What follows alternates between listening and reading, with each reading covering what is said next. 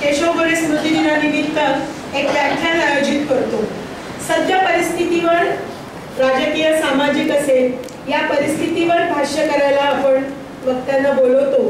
या वर्षीचा आपला विषय आहे जन आंदोलन, आम आदमी पार्टी आणि भविष्यातील राजकारण। याविषयी आज दोन ज्येष्ठ नेत्यांना आपण इथे बोलवलेलं आहे। प्रकाश बाळ हे ज्येष्ठ पत्रकार म्हणून आपण जाणतो, IBN लोकमतवर आपण त्यांना ऐकतो पण त्याही पूर्वी मला आठवतंय की आणीबाणीच्या काळात प्रकाश बाळ एक कार्यकर्ते होते आणि त्या कार्यकाळामध्ये ते अनेकांचे अभ्यास वर्ग घेत असत। त्या अभ्यास वर्गामध्ये त्यावेळेच्या राजकीय परिस्थितीचं विश्लेषण अतिशय चांगल्या पद्धतीने ते करत असत आणि एक कार्यकर्ते आणि एक अभ्यासक असे म्हणून ते आम्हाला परिचित होते। महाराष्ट्र टाइम्स, लोकसत्ता या वर्तमानपत्रातूनही त्यांनी आपली पत्रकारिता केली आहे आणि मुख्य म्हणजे जे UPSCची ज्या परीक्षा चालतात त्या परीक्षार्थींना मार्गदर्शन करण्याचं मोलाचं कामही ते करतात। असे वक्ते आज आपल्याला लाभलेले आहेत। दुसरे आपले वक्ते आहेत राष्ट्रसेवा दल, छात्र भारतीची स्थापना आणि युवकांमधील एक लाडकं व्यक्तिमत्व असा त्यांचा प्रवास आहे। SM जोशी सोशलिस्ट फाउंडेशनचे कार्यकारी विश्वस्त असलेले सुभाष वारे आम आदमीचे या पक्षाचे नेते आहेत आणि प्रवक्ते आहेत।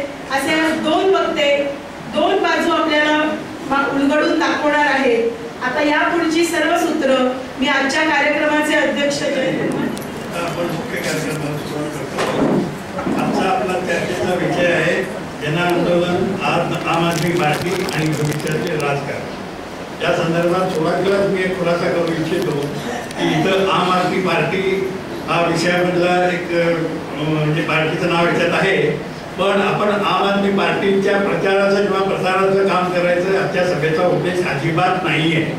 आजची चर्चा जी आहे ती सैद्धांतिक पातळीवर व्हावी ही अपेक्षा आहे आणि ती हे जाणकार लोक करतील याची खात्री पण आहे। आम्हाला फक्त काही म्हणजे आता मी फार वेळ घेत नाही आहे, काही प्रश्न फक्त हा विषय निवडण्यामागे होते ते फक्त मी ते मांडतो आणि त्याच्या संदर्भात त्यांनी बोलावं आणि शिवाय त्यांच्या मनात जे काय असेल त्यांच्या मनात ते त्यांनी बोलावं अशी माझी इच्छा आहे।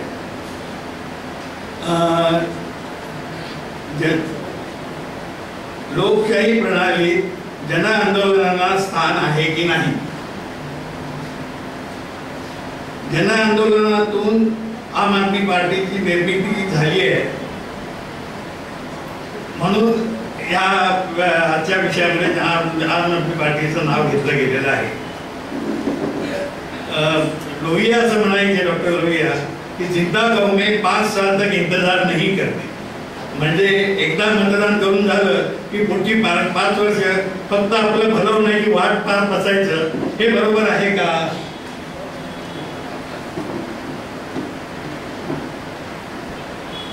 आम आदमी पार्टीच्या वेगळेपणामुळे सर्व प्रसार माध्यमांनुसार भविष्यकाळच्या देशभरच्या राजकारणावर मोठा परिणाम होणार आहे, हे कितपत खरं आहे? आम आदमी पार्टी देशाला अराजकाकडे घेऊन जाण्याची शक्यता आहे असं काही बुद्धिमंत म्हणतात, याबद्दल काय मत आहे? आणि तेवढंच ही चर्चा सैद्धांतिक पातळीवर व्हावी, राजकीय किंवा पक्षीय पातळीवर न व्हावी एवढी माझी इच्छा आहे। आता याचं स्वरूप असं असेल की पहिल्यांदा प्राध्यापक सुभाष वारे बोलतील, ते 20 मिनिटं बोलतील, त्यानंतर प्रकाश बाळ 20 मिनिटं बोलतील, त्यानंतर पुन्हा सुभाष वारेंना आपण वेगळ्या पद्धतीने यावेळी करतो, त्यानंतर सुभाष वारे परत 15 मिनिटं प्रकाश बाळ जे बोलतील त्या संदर्भात त्यांना काय उत्तर द्यायचं असेल तर ते बोलतील आणि मग प्रकाश बाळ बोलतील आणि नंतर जर वेळ उरला थोडा तर आपण एक 10 मिनिटं प्रश्नोत्तराचा कार्यक्रमही करावा। तर आता आपण सुरुवात करूया। मी प्राध्यापक वारेंना विनंती करतो की त्यांनी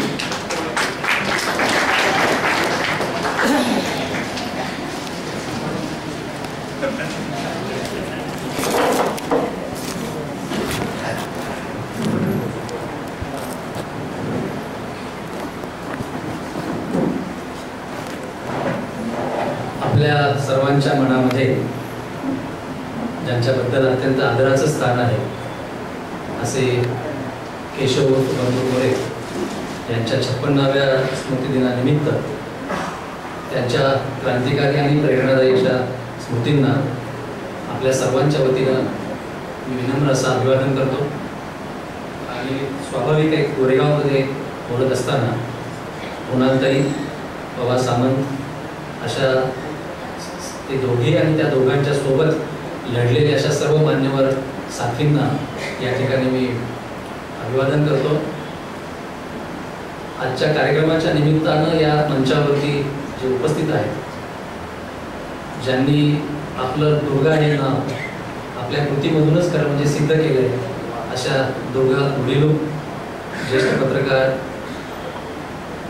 आजचे दुसरे वक्ते प्रकाश बाळ, कार्यक्रमाचे अध्यक्ष धर्माधिकारीजी कुसुमताई, समोर अनेक मान्यवर आहेत, पुष्पाताई आहेत, गजानन खारकर आहेत, आणि छात्र भारती आणि राष्ट्रसेवा दलातले अनेक सहकारी आहेत. विद्रोही शाहीर संभाजी भगत आहे, अरविंद निगळे आहे, सगळ्यांची नावं मी आता घेत नाही, परंतु सर्व सहकारी आहेत छात्र भारती आणि सेवा दलातले. केशव गोरे स्मारक ट्रस्टनं मला आवर्जून या स्मृती व्याख्यानानिमित्त बोलवलं, त्याबद्दल सर्व विश्वस्तांचे आधीच आभार मानतो. कार्यक्रमाचं स्वरूप पूर्णपणे वेगळं आहे, 1 तास आधी गेलेला आहे आणि अत्यंत योग्य गेलेला आहे असं मी मानतो. म्हणजे केशव गोरे यांच्या स्मृतिदिनानिमित्त आल्यानंतर वक्त्यांच्या मनामध्ये जी एक अभिलाषा असते की कार्यक्रमातून आपल्याला काहीतरी घेऊन जाता यावं, मी असं मानतो की दुर्गा या ठिकाणी जी बोलली त्यातून वक्त्यांना काय घेऊन जायचं हे ऑलरेडी मिळालेले असं म्हणतात. त्यामुळे दुर्गाच्या कामाला मी सलाम करतो. ती लढाई महाराष्ट्रातलीच नव्हे, देशभरातली महत्त्वाची लढाई आहे. डॉक्टर नरेंद्र दाभोळकर आज आपल्याला नाही, परंतु दाभोळकर जाण्याच्या आधी आपण सर्वांनी आणि मी सुद्धा दाभोळकरांच्या सोबत जात पंचायतीला मुखमाती द्या अशा पद्धतीचं अभियान सुरू केलेलं होतं. दाभोळकर गेल्यानंतरही ते थांबलेलं नाही. अंधश्रद्धा निर्मूलन समितीच्या बॅनरखाली आपण सर्वजण ते करत आहोत. आणि बाबासाहेबांनी जे आपल्याला संविधान दिलेलं आहे, हे संविधान या देशातल्या प्रत्येक नागरिकाला सन्मानानं जगण्याचा अधिकार देते. जे 39वे कलम आहे बाबासाहेबांच्या संविधानातलं, ते सन्मानानं जगण्याचा अधिकार देणारं कलम आहे. या देशातल्या वेगवेगळ्या पक्षांच्या राज्यकर्त्यांच्या राजकीय इच्छाशक्तीच्या अभावामुळे ते सन्मानानं जगण्याचं अभिवचन प्रत्यक्षात येऊ शकलेलं नाही, पण बाबासाहेबांचं संविधान मात्र त्याला पुरेसं आहे. त्यामुळे बाबासाहेबांचं संविधान आपल्याला मिळालेलं असताना ज्या प्रथेविरुद्ध दुर्गा लढते त्या जात पंचायतीला आजच्या व्यवस्थेमध्ये काही स्थान आहे असं मी अजिबात मानत नाही. आणि त्यामुळे दुर्गाने आपल्याला व्यवस्थित सगळं सांगितलंय. मी आता आजच्या विषयाकडे येतो. त्यामुळं अध्यक्ष महोदय माझा वेळ आतापासून मोजतील असं मी मानतो. मित्र, धर्माधिकारी सरांनी जे सांगितलंय की आजची सभा आम आदमी पार्टीच्या प्रचाराची नाही, आणि मला ते पूर्ण मान्य आहे की केशव गोरे स्मारक ट्रस्टची सभा आहे आणि इथे पार्टीच्या अनुषंगानं बोलण्याचं काही कारण नाही. पण त्याचे 2 अर्थ आहेत, हे कृपया नीट लक्षात घ्या की जसं मी आम आदमी पार्टीबद्दल अभिनिवेशानं अस्मितेनं बोलणं अपेक्षित नाही, तसं जो काही वेळ मिळणार आहे त्या वेळेमध्ये आणि विषयाच्या बंधनामध्ये राहून बोलायचं असेल तर आम आदमी पार्टीबद्दलच्या ज्या काही समज गैरसमज मनामध्ये असतील त्या सगळ्याचीच प्रश्न उत्तर माझ्या ह्याच्यातून मिळणं ही मग अपेक्षित, त्यातली स्पष्ट आहे. त्यामुळे हे श्रोत्यांना स्पष्ट असावं. अर्थात आम आदमी पक्षाबद्दलच्या समज गैरसमजांना संवाद साधण्यासाठी, उत्तर देण्यासाठी नव्हे, संवाद साधण्यासाठी मी केव्हाही कधीही उपलब्ध आहे, हेही मी आधीच सांगतो. म्हणजे आजच्या विषयाच्या बंधनात जरी मला ते बोलता नाही आलं तरी मी त्यासाठी उपलब्ध आहे केव्हाही संवाद साधायला. आजचा विषय मात्र पूर्णपणे वेगळा आहे आणि त्याच्यात त्यांनी सांगितलंय की एक तात्विक स्वरूपाची चर्चा व्हावी. आणि त्याच्यात आम आदमी पार्टीचं नाव याकरिता आलेलं आहे की या पार्टीचा जन्म जन आंदोलनातून झालेला आहे म्हणून आले.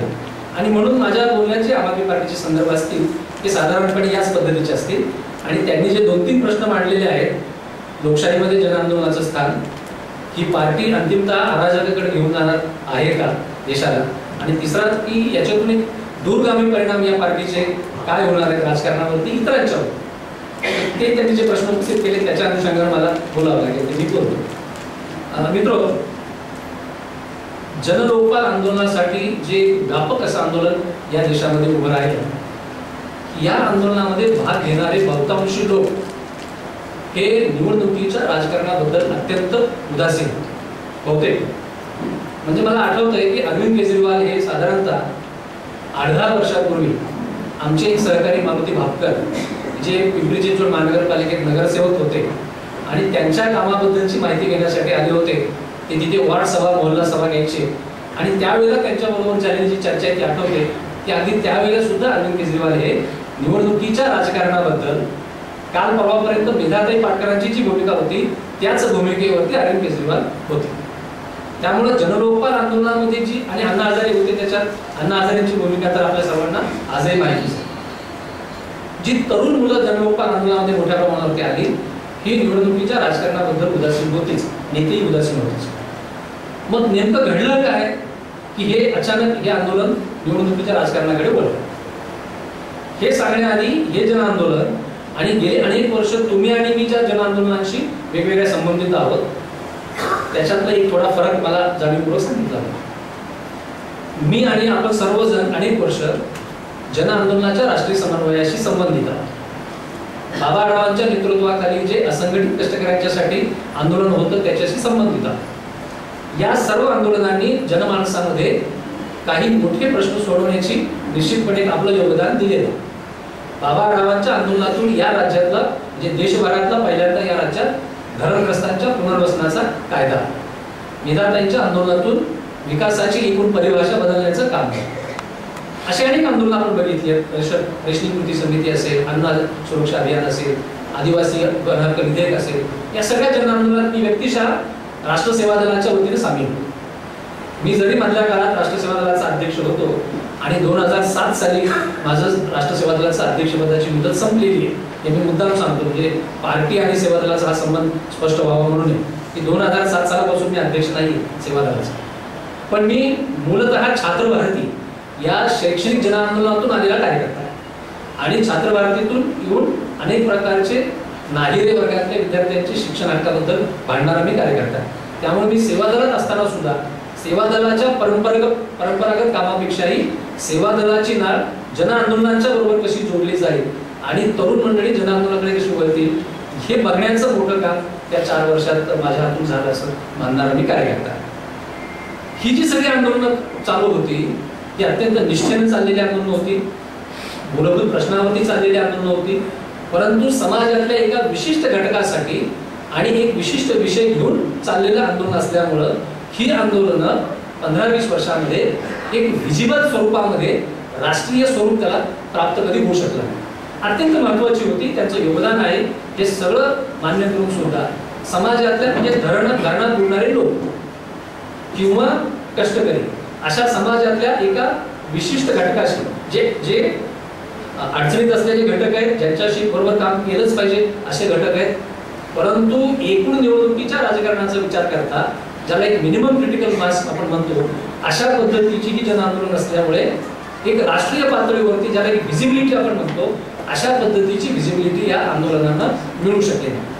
आणि जनलोकपालसाठी जे आंदोलन झालं त्यानं मात्र देशभरातल्या प्रत्येक नागरिकाच्या जीवनाशी भिडणारे असे 2 प्रश्न हातात घेतले. त्यातला एक होता भ्रष्टाचाराचा आणि दुसरा होता गव्हर्नन्स. की आमच्या खिशातून आम्ही जो कर भरतो, कर म्हणजे इन्कम टॅक्स नव्हे, जो वस्तू खरेदी करून भरलेला कर जो आपण प्रत्येकजण भरतो, यातून हे सरकार चाललेलं असताना तो पैसा भ्रष्टाचाराच्या 10 वाटांनी जिरवला जातो आणि त्यातून जे जनतेला एका बाजूला सेवा मिळायला पाहिजे आणि दुसऱ्या बाजूला विकासाचे प्रकल्प राबवले गेले पाहिजेत, हे राबवले जात नाहीत.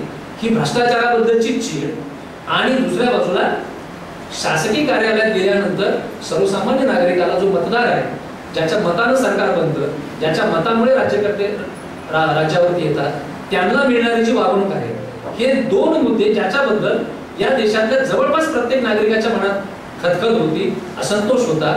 म्हणजे एका व्यापक पातळीवरती समाजाबरोबर भिडणार त्यांच्या मनातली खदखद व्यक्त करणारे 2 विषय घेतल्यामुळे आणि स्वाभाविकपणे या 21व्या शतकातलं जे मीडियाचं युग आहे त्या मीडियाला कशा पद्धतीनं या विषयाच्या अनुषंगाने हायलाइट करता येईल याचं तंत्र सांभाळून घेतल्यामुळे जनलोकपाल आंदोलन एकदम देशभर मोठ्या प्रमाणावरती पसरलं. हे त्याचं मोठं वैशिष्ट्य आहे. म्हणजे मला आठवतंय की जन आंदोलनाच्या राष्ट्रीय समन्वयाच्या किमान 2-3 राष्ट्रीय अधिवेशनामध्ये मी हा मुद्दा काढला होता की आपण वेगवेगळ्या पातळीवर आदिवासींच्या प्रश्नावर लढत आहोत, मच्छीमारांच्या प्रश्नावर लढत आहोत, शेतकऱ्यांच्या प्रश्नावर लढत आहोत, प्रकल्पग्रस्तांच्या प्रश्नावर लढत आहोत. आपण कधीतरी एकदा नीट बसून मानसिकदृष्ट्या भिडणारा मुद्दा शोधूया आणि हा मुद्दा शोधून एक निकराची लढाई आपण करूया. पण NAPM मध्ये आपण ते करू शकलो नाही. आपण म्हणजे मी व्यक्तिशः अशा अर्थानं म्हणतोय, कोणाला दोष देण्यासाठी नाही. परंतु जनलोकपालसाठीच्या आंदोलनानं एका अर्थानं जनमानसाची पकड घेतली, दुसऱ्या अर्थानं ते संपूर्ण देशव्यापी बनलं. जवळपास देशातल्या प्रत्येक याच्यात हे घडलं. त्या काळात जी मांडणी होत होती की हे आंदोलन मध्यमवर्गीयांचं आहे, मी त्या आंदोलनामध्ये आपल्यातल्या अनेक सहकाऱ्यांच्या काही रिझर्वेशन असून सुद्धा सामील होतो. माझा अनुभव असा आहे की ते आंदोलन ग्रामीण भागामध्ये सुद्धा अत्यंत कष्टकऱ्यांनी स्वतः पुढाकार घेऊन चालवलेलं आंदोलन होतं. म्हणजे मला स्वतः आठवते की आम्ही कित्येक वेळा रस्त्यावर उभे राहिल्यानंतर आमच्या आंदोलनाची पत्रकं आम्ही वाटायचो लोकांच्यापर्यंत देण्यासाठी. या आंदोलनामध्ये आम्ही पहिल्यांदा असं बघितलं की लोक स्वतःहून येत होते, मला सही करायची म्हणत होते. एक साधं लोकांना सहभागाचे हे दिलं होतं की तुम्ही सही करा, तुम्ही याच्यात सहभागी व्हाल, अशा पद्धतीचे मानसिक समाधान तुम्हाला मिळेल. लोक येऊन हे करतो. त्यामुळे या जनलोकपाल आंदोलनाचं हे वैशिष्ट्य आहे. आता त्यांनी 2च इश्यू घेतले होते, भ्रष्टाचार आणि राज्यकारभार कशा राज्यकर्त्यांची असंवेदनशीलता. ती मर्यादा त्याची होतीच. परंतु त्या 2 प्रश्नावरती हे जन आंदोलन अत्यंत चिवटपणे सुरू असताना, आधी अण्णा हजारेंची 1-2 उपोषणं झालेली असताना आणि मग शेवटचं उपोषण 12 मंत्र्यांच्या भ्रष्ट मंत्र्यांच्या कारवाईबद्दलचं अरविंद केजरीवाल आणि सहकार्याचं सुरू असताना साधारण 25 ऑगस्ट 2012च्या आसपास या आंदोलनामध्ये जेव्हा एक प्रकारचा डेडलॉक आला आणि त्या आंदोलनाला असं आव्हान दिलं गेलं, कपिल सिब्बल असतील, मनीष तिवारी असतील, त्यांचे मंत्रिमंडळातले सहकारी असतील, यांच्याकडून एक असं चॅलेंज दिलं गेलं की कायदे रस्त्यावरती बनत नाही, कायदे संसदेत बनतात, कायदे रस्त्यावर बनत नाही. त्यामुळे हिंमत असेल तर तुम्ही संसदेमध्ये येऊन टाका. आणि साधारणपणे आतापर्यंतच्या जनआंदोलनाचा इतिहास या राज्यकर्त्यांच्या नजरेसमोर असावा म्हणून हे अत्यंत शूरपणे, अत्यंत उद्धटपणे हे आव्हान दिलं गेलं जनलोकपाल आंदोलनाला की कायदे रस्त्यावर बनत नाहीत, कायदे संसदेत बनतात, तिथं येऊन टाका. आणि मला असं वाटतं की साधारणपणे त्या 25 ऑगस्ट 2012 पासून योगेंद्र यादव असतील, मी स्वतः असतील, आमचा याच्यातला सहभाग सुरू झाला. म्हणजे मी अनेक लोकांना असं वाटतं की पार्टी बनली आणि मग नंतर महाराष्ट्रातले काही साथी त्याच्यात गेले. मी मुद्दाम हा तपशील सांगतो की आमचा सहभाग त्यातला 25 ऑगस्ट पासून सुरू झाला. 25 ऑगस्ट पासून 2-3 बैठका झाल्या पार्टी बनण्याच्या आधी. आणि काय मुद्दे असावेत, आमच्या मनातले जे मुद्दे होते, जात व्यवस्था आणि सामाजिक न्याय, धर्मांधता आणि कम्युनलिझमचा मुद्दा, मुक्त अर्थकारणाबद्दलचं एक आकलन.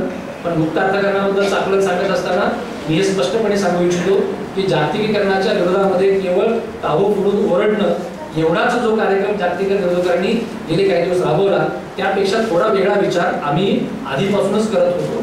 पण ते जे काही विचार करत होतो त्याच्या अनुषंगाने संवाद झाले. वेळ कमी आहे म्हणून हे सगळं सांगत नाही, परंतु पार्टी बनण्याच्या आधी किमान 2 बैठका आम्हा सर्वांच्या झाल्या आणि आमच्या बाजूनं ज्या मुद्द्यांचे खुलासे करून घ्यायचे होते ते नॉन निगोशिएबल असे हे 3 मुद्दे होते की जात व्यवस्था आणि सामाजिक न्यायाबद्दलची भूमिका, धर्मांधता आणि कम्युनलिझम बद्दलची भूमिका आणि मुक्त अर्थकारणाबद्दलची भूमिका. आणि असं जेव्हा जाणवलं की एक किमान कन्सेन्सस नॉन निगोशिएबल मुद्द्याबद्दल जमतंय, तेव्हा पुढे ही भूमिका ठरली. जाता जाता एक उल्लेख मुद्दाम सांगतो की पार्टी कधी बनवावी याच्या तारखेबद्दलचा विचार विनिमय सुरू होता. माझा त्याच्यातला रोल आहे म्हणून सांगतो की एका अत्यंत सकाळी 6 वाजता उठून बसलेलो असताना मी SMS पाठवला अरविंद केजरीवालांना दिल्लीला की पार्टी तुम्ही या देशातल्या कोणत्याही नेत्याच्या जन्मदिवशी बनवू नका. कारण कोणत्याही एका नेत्याच्या विचारसूत्रामध्ये या देशातले सगळे प्रश्न सोडवण्याची ताकद आहे असं आपण जेव्हा मानतो तेव्हा त्या नेत्यावरतीच मुर्दा अन्याय करत असतो. आणि म्हणून कोणत्याही एका नेत्याच्या स्मृतिदिनी जन्मदिनी पार्टी बनवू नका. पार्टी 26 नोव्हेंबरला आपण बनवूया. संविधान दिन आहे. या भारतातल्या सर्व नागरिकांच्या आकांक्षा विकासाच्या बद्दलच्या जिथं जोडल्या त्या संविधान दिनी ही सूचना मुद्दाम सांगतो मी की ही माझ्याकडून केलेली सूचना आहे आणि ही दिल्लीमध्ये चर्चेनंतर मान्य झाली. आणि मग ती पार्टी 26 नोव्हेंबरला जो भारताचा संविधान दिन आहे या संविधान दिनी ती पार्टी स्थापन झाली. त्यामुळे जनांदोलनातून स्थापन झालेली पार्टी, ही पार्टी स्थापन झाल्यानंतर पुढे दिल्लीच्या निवडणुका आल्या. आणि एक वेगळे पण मुद्दा सांगतो की याआधी पण आपण म्हणजे निदान मी तरी गेले 10 वर्ष राजकारणात आहे आणि वेगवेगळ्या गडारोजचा प्रयोग असेल, त्याच्या आधीचा प्रयोग असेल, आम्ही एक ध्येयवादाचं राजकारण म्हणून राजकारणात लढत राहिलो. जुना इतिहास आपला प्रेरणादायी आहे, पण गेल्या 20 वर्षातला राजकारणातला इतिहास आपला तितका आशादायी नाही. मीही त्या सगळ्यात होतो. परंतु आपल्याला निवडणुकीच्या राजकारणाचं गणित नीट समजावून घेऊन कधी नीट करता आलं नाही. याच्यातलं एक वेगळे पण सांगतो की पार्टी स्थापन झाल्यानंतर पार्टीच्या नेत्यांना देशभर इतकी निमंत्रणं होती की 365 दिवस 3-3 सभा होऊ शकल्या असत्या. परंतु सर्व प्रमुख नेत्यांनी वर्षभर दिल्लीमध्ये गाडून घेतलं. एकही सभा बाहेर घेतली नाही. हे मी मुद्दाम सांगतोय, माझ्या दृष्टीने फार महत्वाचं आहे. कारण राष्ट्रीय पातळीवरचे नेते बनण्याची हौस आणि एकापेक्षा अधिक मुद्द्यांना हात घालण्याची हौस हे सगळं आपण बघितलेलं आहे आधी. परंतु दिल्लीमध्ये सर्व नेत्यांनी गाडून घेतलं. वस्ती पातळीवरती गेले, सोसायट्यांच्या मध्ये गेले आणि वीज आणि पाण्याचे एक मोठं आंदोलन चालवलं. त्याच्या इतिहासात मी जाणार नाही, तुम्हाला सगळ्यांना ते माहिती आहे. आणि मग जे दिल्लीच्या निवडणुकीमध्ये घडलं, दिल्लीच्या निवडणुकीमध्ये जे घडलं त्याचे 2-3 अर्थ आहेत. एक लक्षात घ्या की बूथ पातळीपर्यंतची यंत्रणा उभी केल्याशिवाय तुमचा विचार कितीही चांगला असला तरी निवडणुका जिंकता येत नाही. हे जे आम्ही गेले 10-15 वर्ष विस्तृत होतो हे या पार्टीनं दिल्लीमध्ये सांगितलं की गाडून घेऊन बूथ पातळीवरची यंत्रणा उभी केल्याशिवाय जिंकता येणार नाही. त्याच्या परिणामी 28 आमदार निवडून आले. मुस्लिम समाजाने मतं दिली, वाल्मिकी समाजाने मतं दिली, सोसायटीतल्या मध्यमवर्गीयांनी मतं दिली. मध्यमवर्गीयांनी या पार्टीला मतं देणं फार विशेष नव्हतं, कारण एका अर्थानं जनलोकपाल आंदोलनामध्ये हा समाज हा सगळा होताच. आणि त्याच्याबद्दलही माझं एक मत आहे की गेले 10 वर्ष आपली तक्रार होती, आपण जिथं बसलेलो आहोत त्या सगळ्यांची, की या देशातला मध्यमवर्ग सुखडोलोप झालाय, या देशातला मध्यमवर्ग आत्मकेंद्रित झालाय, चंगळवादाच्या आहारी गेलाय. तो मध्यमवर्ग काही किमान प्रश्नावरती का होईना जेव्हा रस्त्यावरती उतरायला लागला तेव्हा त्याचं स्वागत करणं आवश्यक होतं. त्याच्या मर्यादा दाखवून सुद्धा, हे मर्यादा दाखवूनही स्वागत व्हायला पाहिजे होतं. ते तितकंसं आपल्या अनेकांकडून झालं नाही. त्या मध्यमवर्गाला विनाकारण हे मेणबत्ती आंदोलन वगैरे आपण जे हिंमत बसलो ती मला असं वाटतं की योग्य नव्हतं. मी व्यक्तिशः महाराष्ट्रभरातल्या अशा तरुणांशी गेल्या वर्षभरात जो संवाद साधलाय, मला असं वाटतं की या मध्यमवर्गीय तरुण सुद्धा जे अनेक गैरसमज मनात ठेवून आहेत त्यांच्याबरोबर संवादाच्या अनेक शक्यता आहेत. छात्र भारती ही जेव्हा मास लेवल ऑर्गनायझेशन होती, मला जाणवतंय की तुम्ही तुमच्या परिवारातच जेव्हा बोलत असतात तेव्हा 2 गोष्टी घडत असतात. मला हा मुद्दाम सांगायचा आहे की आपल्या परिवारासमोरचा हा एक कन्स्टेंट तुटण्याची गरज आहे. 10 वर्ष मी ज्या कन्स्टेंट मध्ये राहिलो की मी 10 वर्ष राष्ट्रीय सेवा दलाचा नेता म्हणून कॅप्टिव्ह ऑडियन्स समोर बोलत राहील.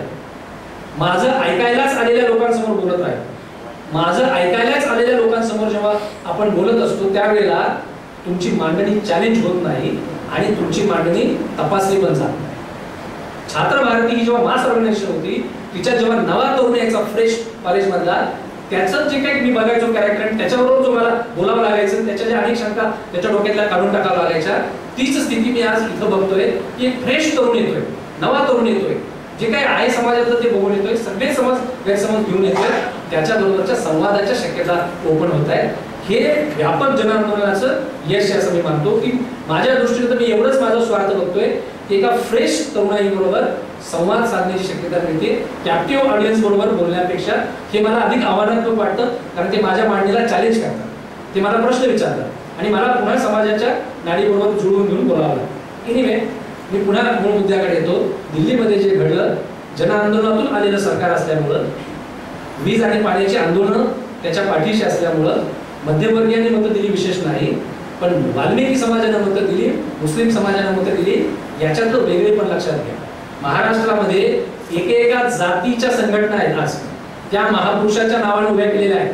आणि हे जे जाती अस्मितेचं राजकारण आहे महाराष्ट्रात वाढलेलं आहे, ज्या शोषकांच्या विरुद्ध आपण ओरडतो त्या शोषकांना काडीचाही त्रास देणारं राजकारण हे नाहीये, तर शोषित समाजामध्येच फूट पाडणारं हे जाती अस्मितेचं जे राजकारण आहे. कोणत्याही जाती अस्मितेला आवाहन न करता, जातीय संघटना न बांधता, वाल्मिक समाजानं आणि झोपडपट्टीतल्या समाजानं विकासाची भाषा बोलणाऱ्या पक्षाला मतं देणं, हे मला स्वतःला भविष्यातल्या राजकारणाच्या दृष्टिकोनातून एक अत्यंत आश्वासक असं वाटतं. म्हणजे हे घडलं पाहिजे. मला असं वाटतं की तुमच्याही माझ्या मनात जातीचा प्रश्न आहे, जाती अंत झालाच पाहिजे, परंतु जाती अस्मितेवर जे संघटन उभं राहते शोषितांचं आज, ते जाती अंताच्या अजेंड्याला छेद देत आहे. दुर्दैवानं शोषक बाजूलाच राहत आहेत, आमच्यामध्येच फूट पडते. हे दिल्लीमध्ये साध्य झालं. मला स्वतःला असं वाटतं की जन आंदोलनातून आलेला पक्ष असल्यामुळे हे साध्य झालं. की 2-3 मुद्दे मी थेरॉटिकल मांडणार आहे आता थोडेसे, कारण आजच्या मुद्द्याशी संबंधित आहेत म्हणून. लोकशाही व्यवस्थेमध्ये जन आंदोलनाला स्थान आहे की नाही? बिलकुल. मी असं मानतो की लोकशाही, संसदीय लोकशाहीमध्ये जन आंदोलनांना बिलकुल स्थान आहे. आणि मी मुद्दाम एक सांगतो की बाबासाहेबांनी संविधान लिहून दिल्यानंतर जे वाक्य वापरले की आता इथून पुढे लोकांनी निवडून दिलेलं सरकार अस्तित्वात आल्यामुळे सनदशीर मार्गाने प्रश्न सोडवण्याची व्यवस्था निर्माण झाली.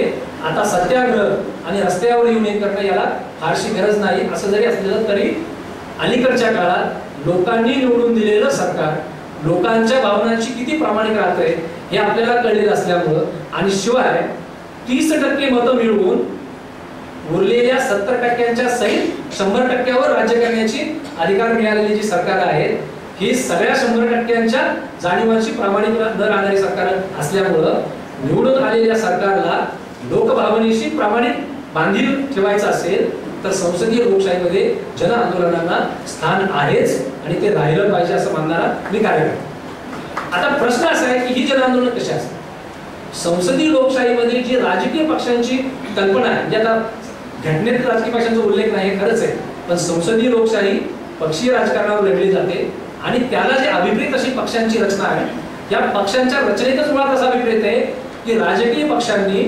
जनमानसांच्या भावना नीट कळाव्यात म्हणून जसं एका बाजूला हाती आलेली सत्ता ही निष्ठेनं आणि निर्धारानं जनतेचे प्रश्न सोडवण्यासाठी राबवली पाहिजे, तसंच जनतेच्या भावभावना नीट करण्यासाठी जनतेबरोबर अधूनमधून रस्त्यावरती सुद्धा उतरलं पाहिजे, अशी खरं पक्षांची व्याख्या आहे. आणि म्हणून मी व्याख्या शब्द वापरत नाही, मला अभिप्रेत असलेली संकल्पना असं मी म्हणेन. त्यामुळे राजकीय पक्षांनी जनतेच्या प्रश्नावरती राजकीय पक्षांच्या वतीनं जन आंदोलन करत राहिले पाहिजे. दुसरा, अनेक राजकीय पक्ष असतील, सत्तेत तर एकच जाणार आहे, जे उरलेले आहेत त्यांना तरी किमान जनतेच्या प्रश्नावरती सतत जन आंदोलन करत राहिलं पाहिजे. पण केवळ विरोधी पक्ष असं मी म्हणत नाही, तर अगदी सत्तेत असलेल्या पक्षाचं सुद्धा जन आंदोलनाबरोबरचं नातं तुटता कामा नये असं मानणारा मी कार्यकर्ता. इथं एक फरक मला तुम्हाला सांगायचा आहे की गेल्या 20 वर्षामध्ये या देशातले प्रमुख राजकीय पक्ष जनतेच्या प्रश्नावर रस्त्यावर उतरणं विसरून गेले, गंभीरपणे आणि चिवटपणे. तात्कालिक उद्रेकानुसार राजकीय पक्ष रस्त्यावरती येतात, पण एखादा अन्न अधिकाराचा प्रश्न असेल, पर्यायी विकास निधीचा प्रश्न असेल, धरणग्रस्तांच्या पुनर्वसनाचा प्रश्न असेल, अशा मुद्द्यांच्या वरती रस्त्यावर उतरणं हे सर्व प्रमुख राजकीय पक्ष विसरत गेले. सर्व प्रमुख राजकीय पक्षांचं जन आंदोलनाशी नातं तुटत गेलं आणि म्हणून राजकीय पक्षापासून दूर राहणाऱ्या जन आंदोलनांचा जन्म झाला. ज्या जन आंदोलनाचा मी मगाशी उल्लेख केला, वेदांतांच्या बाबाडावांच्या नेतृत्वाखाली आपण जे लढलो ते. मला इथे एक अगदी थोडक्यात, वेळ कमी म्हणून माझं मत नोंदवायचं आहे. राजकीय पक्षाबरोबर नातं तोडलेलं जे जन आंदोलन असेल हे वेळ प्रसंगी अतिरेकी आणि अव्यवहार्य भूमिका घेण्याची शक्यता असते. ते घडलेलंच आहे भारतामध्ये असं मी म्हणतो. राजकीय पक्षाबरोबर पूर्ण नातं तोडलेलं जन आंदोलन अव्यवहार्य आणि अतिरेकी भूमिका घेण्याची शक्यता असते. कारण आम्ही सत्तेत जाणार आहोत आणि आज ना उद्या सत्तेच्या माध्यमातूनही लोकांचे प्रश्न सोडवणार आहोत. ही भूमिकाच जर मनात खाली कुठंच नसेल तर अशी जन आंदोलनं अन्य सगळ्या प्रश्नांच्या पासून नातं तोडलेला त्यांचा जो एक इश्यू असतो, अशा इश्यूच्या बद्दल अतिरेकी आणि अव्यवहार्य भूमिका घेतात आणि हे मला भारतीय लोकशाहीसाठी चांगलं चिन्ह वाटत नाही. त्यामुळे राजकीय पक्षाबरोबर नातं असलेलं जन आंदोलन आणि ज्या जन आंदोलनाच्या तळाशी कुठेतरी ही भूमिका आहे की आज ना उद्या आम्ही सत्तेत जाणार आहोत आणि सत्ता हातात घेऊन प्रश्न सोडवणार आहोत, अशी जन आंदोलनं सत्तेत असलेला पक्ष जी भूमिका मांडत असतो त्याच्यापेक्षा थोडी 10-20% अधिकची भूमिका, पण तरीही व्यवहार्य भूमिका घेऊन रस्त्यावरती उतरतात. त्यामुळे मी असं मानणारा कार्यकर्ता आहे की जन आंदोलनांना स्थान असलं पाहिजे, पण ते जन आंदोलन राजकीय पक्षापासून तोडून घेतलेलं जन आंदोलन असता कामा नये असं मी मानतो. पण आजच्या व्यवहारामध्ये हे खरंच पुढे किती घडेल, म्हणजे आजच्या व्यावहारिक प्रश्नांना जोडून मी हे मांडणार आहे की आज NAPM आम आदमी पक्षाला पाठिंबा देताना जी भूमिका घेतलेली आहे ती NAPM स्वतंत्रपणे आपलं अस्तित्व कायम ठेवून आम आदमी पक्षाच्या समर्थनाची भूमिका घेईल.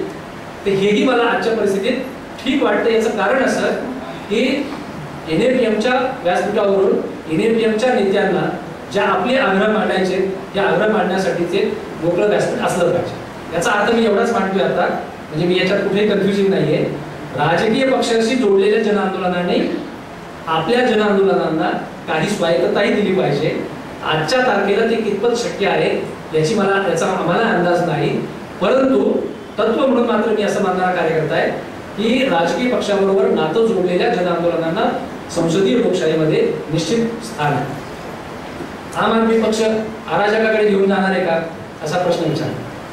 जनलोकपाल आंदोलन जेव्हा चालू होतं आणि जेव्हा पक्ष बनवण्याची भूमिका दूर दूर कुठे दिसत नव्हती त्यावेळेला एका क्षणी ही चर्चा सुरू झाली आणि त्यावेळेला माझ्यासारख्याच्या मनामध्ये ती चर्चा निश्चितपणे मनामध्ये चर्चा सुरू झाली. मी बोललोय, पण संसदीय लोकशाही मान्य करून आणि निवडणुका लढवण्याची भूमिका मान्य करून आणि निवडणुका लढवून सत्तेत जाण्याची भूमिका मान्य करून सत्ता हातात घेऊन जनतेचे प्रश्न सोडवण्याची भूमिका ज्या पक्षाने घेतलेली आहे त्या पक्षाला अराजकाकडे जाण्याची भूमिका घेता येणंच शक्य नाही.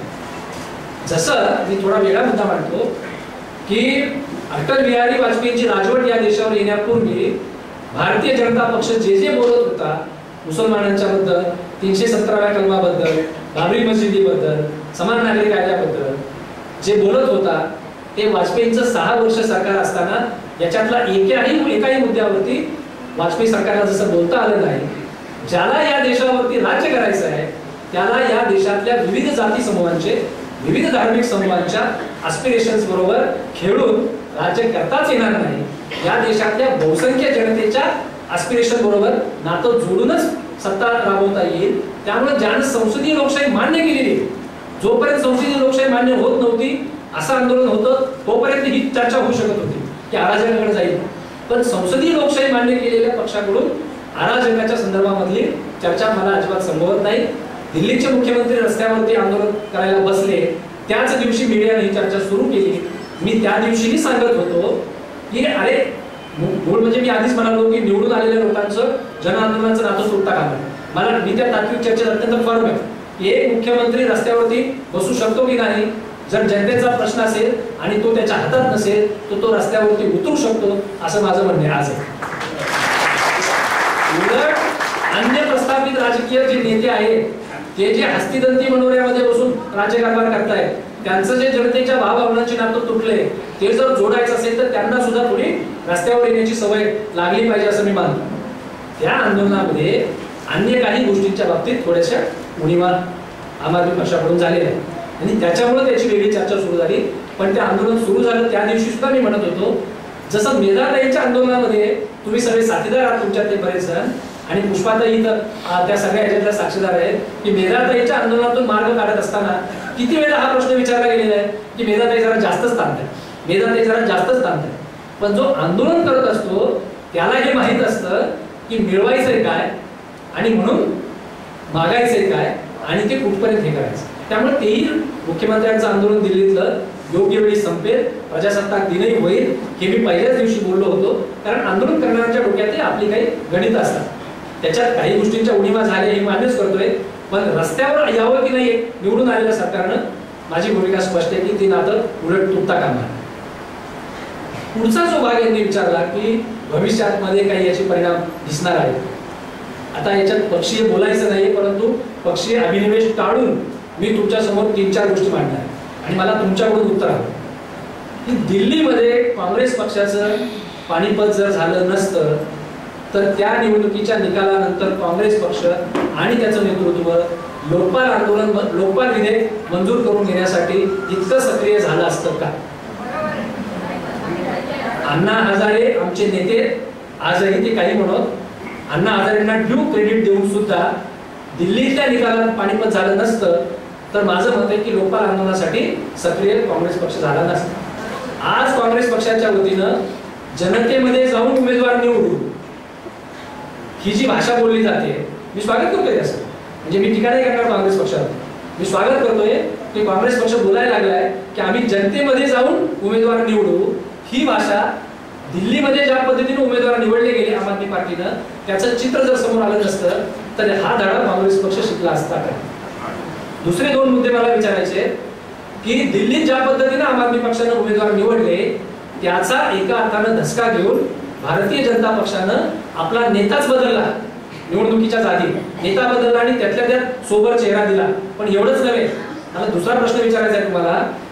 गोवा, छत्तीसगड, हिमाचल प्रदेश अशा छोट्या छोट्या राज्यांच्या मध्ये जेव्हा जेव्हा त्रिशंकू विधानसभा निर्माण झाल्या तेव्हा तेव्हा सर्वात मोठ्या राजकीय पक्षाने काय भूमिका घेतलेल्या आहेत, काँग्रेस असो की भाजप असो, भूमिका अशा घेतलेल्या आहेत गेल्या 15 वर्षात की आम्ही मोठा राजकीय पक्ष म्हणून निवडून आलेलो आहोत, घटनेनुसार आम्हाला सरकार बनवायला बोलवणं हा आमचा अधिकार आहे, आम्हाला सरकार बोलवणं हे राज्यपालांचं कर्तव्य आहे, त्यामुळे आम्हाला सरकार बनवायला बोलवा, बहुमत कसं सिद्ध करायचं आमचं आम्ही बघून घेऊ.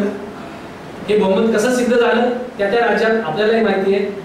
पण दिल्लीच्या निवडणुकीनंतर भारतीय जनता पक्षाने 32 आमदार निवडून येऊन सुद्धा काय भूमिका घेतली, काय भूमिका घेतली? दुनियेभरचे नैतिक शब्द वापरले, सगळा इतिहास त्या पक्षाचा वेगळा आहे, पण शब्द असे वापरले की आम्ही जरी सर्वात मोठा राजकीय पक्ष निवडून आले असलो तरी बहुमत नाही, आम्हाला दुसऱ्या कोणाचा पक्ष फोडायचा नाही, आम्हाला घोडे बाजार करायचा नाही आणि सबब आम्हाला सरकार बनवायचं नाही. हा कशाचा परिणाम आहे? मला स्वतःला असं वाटतं की हा परिणाम निश्चितपणे भविष्यातल्या काही गोष्टींचा राजकारणावरती होणार नाही. 2-3 मुद्दे मांडणार मी याच्यातले. महाराष्ट्रामध्ये 20% वीज कपात झाली, आता त्याच्यातले गोडबांना सगळे येते समोर, पण घोषणेपुरती का झाली? मागच्या वर्षभरामध्ये ही शक्य नव्हतं करणं. मागच्या वर्षभरामध्ये प्रताप फोगाडे आंदोलन करतच होते या सगळ्याच्या विरोधामध्ये, परंतु जनमानसाला आणि आंदोलनांना जुमानायचंच नाही अशी भूमिका होती. परंतु 20% वीज कपात झाली ना महाराष्ट्रामध्ये, ही भाषा बोलायला सुरुवात झाली.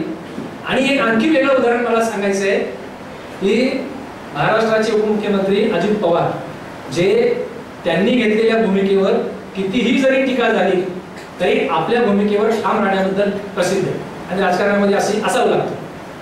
त्यांना अचानक उपरती झाली परवा आणि ते असं म्हणाले की माझ्या सरकारी बंगल्यावरती दुरुस्ती आणि नूतनीकरणासाठी 37 लाख रुपये खर्च झाला, हे सगळे 37 लाख सरकारवर बोजा टाकणं मला काही पटत नाही आणि सबब मी त्यातले 27 लाख माझ्या खिशातले काढून घेतो, त्यांनी दिले महाराष्ट्र सरकार. मी स्वागत करतोय, याचं मी टीका करत नाही, लक्षात घ्या, मी स्वागत करतोय. अपेक्षा एवढीच आहे की या बदललेल्या भूमिकांच्या वरती या प्रस्तावित पक्षांनी कायम राहावं आणि ते कायम राहणार नसतील तर तुम्ही पण आम आदमीच आहात, आम आवरत आहात, तुम्ही त्या राजकीय पक्षांना आपल्या भूमिकेवरती कायम राहायला भाग पाडलं पाहिजे. मी आधी म्हणालो की विषयाचं बंधन आहे म्हणून मी अभिनिवेशना बोलणार नाही, पण मी अत्यंत नम्रपणे सांगतो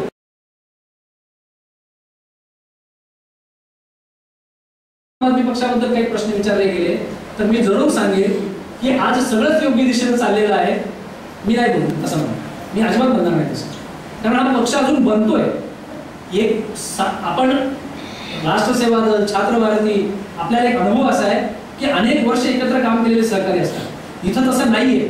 इथं आंदोलनातून एकत्र आलेले सहकारी जे अजून एकमेकाला ओळखत आहेत, एकमेकाबरोबर काम करण्याची सवय लावून घेत आहेत. हा पक्ष अजून बनतोय, तो बनावा आणि योग्य दिशेने राहावा यासाठीचे कडूनिकडीचे प्रयत्न आमच्या सारख्यांच्याकडून सुरू आहेत. याला तुम्ही निश्चितपणे बळ देऊ शकता. पण या पक्षाचा जो एक मोठा अजेंडा आहे तुम्ही लक्षात घ्या. हा मोठा अजेंडा जर विसरला तर हा पक्ष भविष्यात काही करू शकणार नाही. हा पक्ष आजच्या प्रातिनिधिक लोकशाहीमध्ये जे केंद्रित झालेले अधिकार आहेत दिल्ली आणि मुंबईमध्ये, या अधिकारांचं खान पातळीवरती पाझर कसा होईल हा खरा या पक्षाचा खरा अजेंडा. आणि म्हणून हे कसं घडणार हा खरा प्रश्न. मुंबईच्या मंत्रालयाच्या बाहेर मी अनेक वेळा गेलेलो आहे आणि मी पुस्तकं वाचतो, तसा समाज वाचायची मला सवय आहे. मुंबईच्या मंत्रालयाच्या बाहेर उभ्या राहिलेल्या लोकांच्या हातातले कागद मी बऱ्याच वेळा घेऊन बघितले. कशासाठी आलाय तिथे? ग्रामपंचायत मध्ये जो प्रश्न सुटायला पाहिजे त्याचे कागद घेऊन लोक मंत्रालयाच्या बाहेर उभे असतात मुंबईमध्ये आणि कुणी त्यांना सांगत नाही की कशाला इथं आलाय तुम्ही, जा आणि ग्रामपंचायतीमध्ये तुमचा प्रश्न सोडवा, कारण मागं लवाजमा फिरावा ही नेत्यांची अपेक्षा असते. आम आदमी पार्टीच्याही नेत्यांच्या जणू हे काहीतरी जादूची कांडी घेऊन आले आणि आता हेच प्रश्न सोडवणार आहे असं म्हणून जर लोक आम आदमी पार्टीच्या नेत्यांच्या मागे फिरायला लागले तर नेत्यांचा अहंकार फुलेल आणि नेत्यांचा अहंकार फुलला की लोकशाही संपण्याची संपूर्ण शक्यता निर्माण होते. गरज काय आहे लक्षात घ्या की गाव पातळीवरती, वॉर्ड पातळीवरती, मोहल्ला पातळीवरती असे सजग आणि सक्रिय समूह निर्माण होण्याची गरज आहे की जे असं म्हणतील की आमच्या जीवनाशी संबंधित 50% प्रश्न हे कुठल्या धोरणाशी संबंधित नाही, कुठल्या व्यवस्थेशी संबंधित नाही, हे आमच्याशी संबंधित आहे, हे आम्हीच आमच्या गावात बसून सोडू.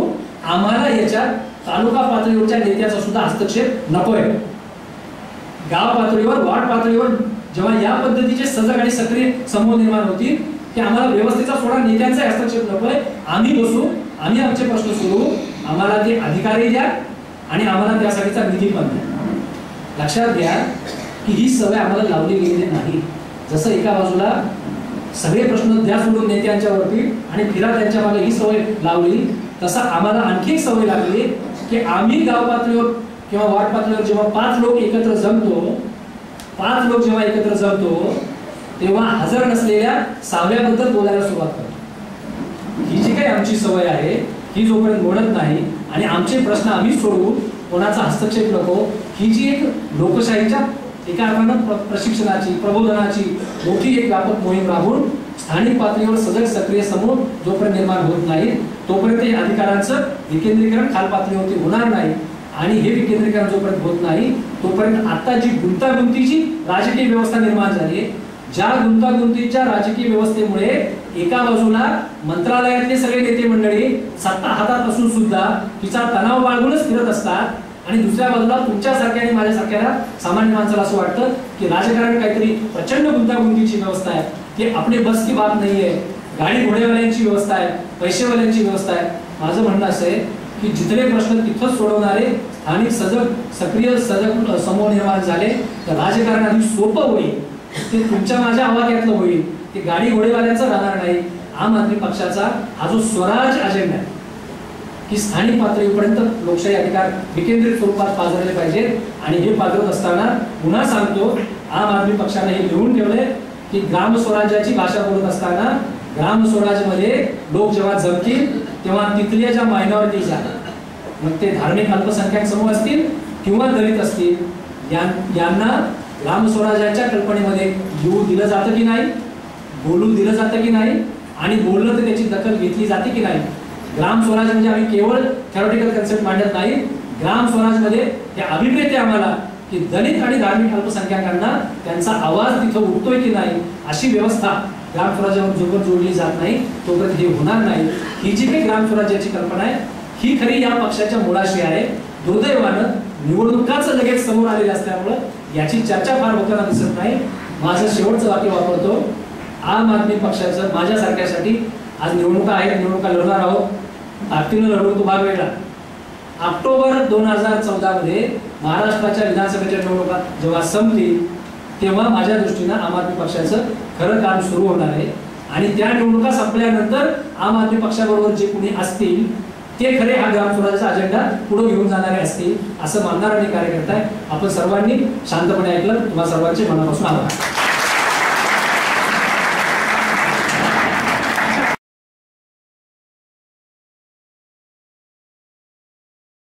ह्या दुर्गावर प्रकाशझोत माध्यमांचा कधी पडलेला मी बघितला नाही किंवा वाचलाही नाही. हा जो माध्यमांचा प्रकार आहे ना तो सुभाष पवार आणि त्यांचा आम आदमी पक्ष लक्षात घेत नाहीये. जेव्हा त्यांनी आता जसं सांगितलं की जन आंदोलन झालं, अण्णा हजारेंचं आंदोलन झालं, लोकपालचं वगैरे, या आंदोलनाला हवा मोठ्या प्रमाणावर माध्यमांनी दिली. ते केजरीवाल यांचं कौशल्य होतं आणि माध्यमातलं काम करणारा गेल्या 3 दशकातला माणूस म्हणून मी तुम्हाला सांगतो की माध्यमांचं एक गणित असतं. तुम्ही बघा, जेव्हा रामलीला मैदानावर आंदोलन चालू होतं किंवा जंतर मंतरवर चालू होतं तेव्हा 24/7 सतत तुम्हाला कायम सगळा प्रकाशझोत त्या आंदोलनावर पडलेला दिसत होता. म्हणजे सध्या जे चित्रवाणी वाहिन्यांचं किंवा वृत्तवाहिन्यांचं ते आर्थिक गणित असतं त्यानुसार तुम्ही जर बघितलं तर प्रत्येक 10 मिनिटानंतर 5 मिनिटं जाहिराती असतात. तर तुम्ही त्या काळातलं जर आठवलं तर जाहिराती नसताना सुद्धा अर्धा पाऊण तास सगळं भाषण आणि हे दाखवलं जायचं. वाऱ्यांना कदाचित माहिती नसेल, पण ह्या सगळ्या काळात जो 8-15 दिवसाचा काळ होता रामलीला मैदानावरचा, त्याच्यात सगळ्या वृत्तवाहिन्यांनी देशातल्या मिळून 629 कोटी रुपयाचा जाहिरातीचा महसूल स्वतःहून सोडून दिला. 629 कोटी रुपयाचा. वृत्तवाहिन्या चालवणं हा एक खूप मोठा आर्थिक व्यवहार आहे. अशा काळात 629 कोटी रुपयाचा महसूल जाहिरातीचा का सोडून दिला जातो? कशासाठी सोडून दिला जातो? मला वाटतं हा प्रश्न वारे किंवा त्यांचे जे सहकारी आहेत आम आदमी पार्टीचे, त्यांनी लक्षात घ्यायला पाहिजे की हे मीडियाने हवा दिलेलं आंदोलन होतं. जर मीडिया नसता, कल्पना करा की इलेक्ट्रॉनिक मीडिया नसता तर काय झालं असतं या आंदोलनाचं. हे मी मगाशी म्हटलं तसं केजरीवाल यांचं कौशल्य आहे. मी याच्यासाठी तुम्हाला हा मुद्दा मी एवढ्यासाठीच मांडला आणि ह्या दुर्गाची त्या दुर्गा शक्ती नागपालशी तुलना केली, कारण जैन धर्माधिकारी यांनी जे प्रश्न उपस्थित केले ते मी उलट्या क्रमाने घेणार आहे.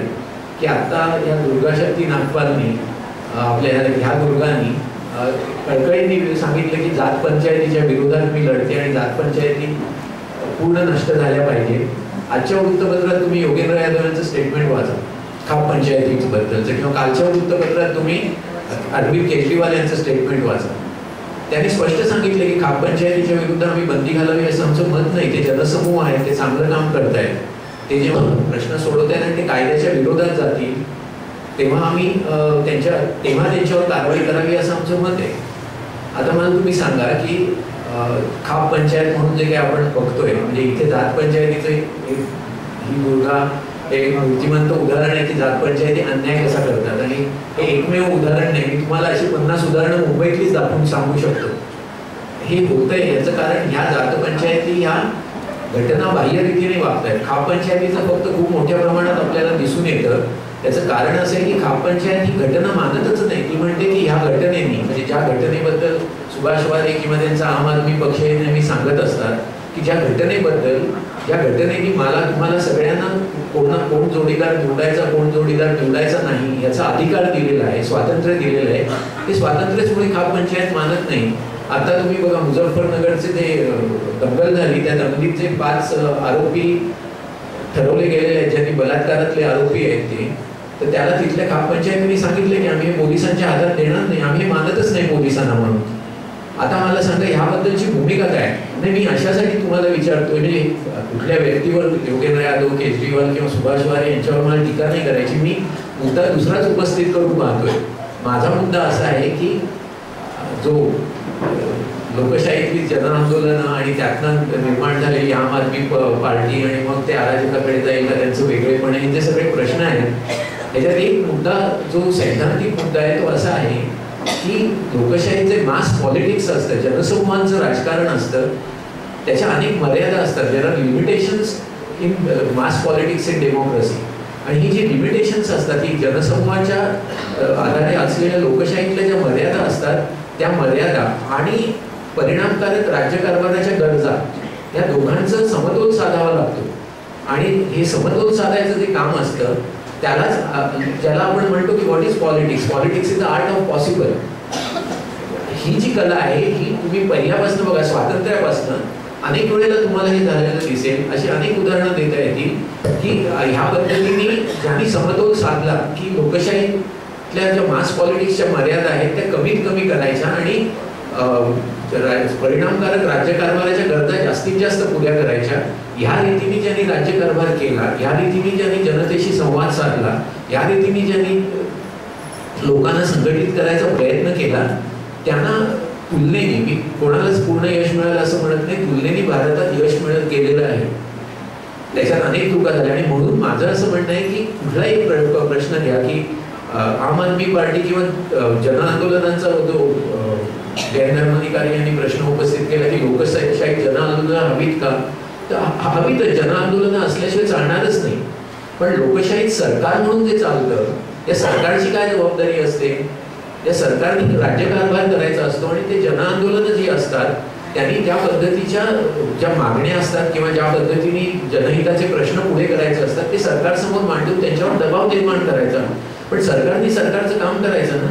म्हणजे दिल्लीतल्या जो प्रकार घडला, केजरीवाल मुख्यमंत्री म्हणून जेव्हा इथे धरण्याला बसले, हा प्रकार योग्य होता का? माझं स्वतःचं मत जर विचारात हा प्रकार पूर्णतः अयोग्य होता. कारण सरकार तुम्हाला जर चालवायचं असेल तर सरकारच्या पद्धतीने चालवावं लागतं.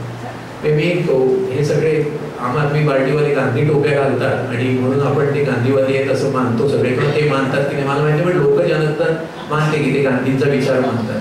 तर मी गांधींची तुम्हाला आठवण सांगतो की जेव्हा काँग्रेसमध्ये हा प्रश्न आला, प्रांतीय सरकार स्थापन करायचा प्रश्न आला 35-36 साली, तेव्हा पूर्ण स्वराज्याच्या मागणीसाठी काँग्रेसने जो ठराव करायचा होता त्याच्यात गांधीजींचा असा आग्रह होता की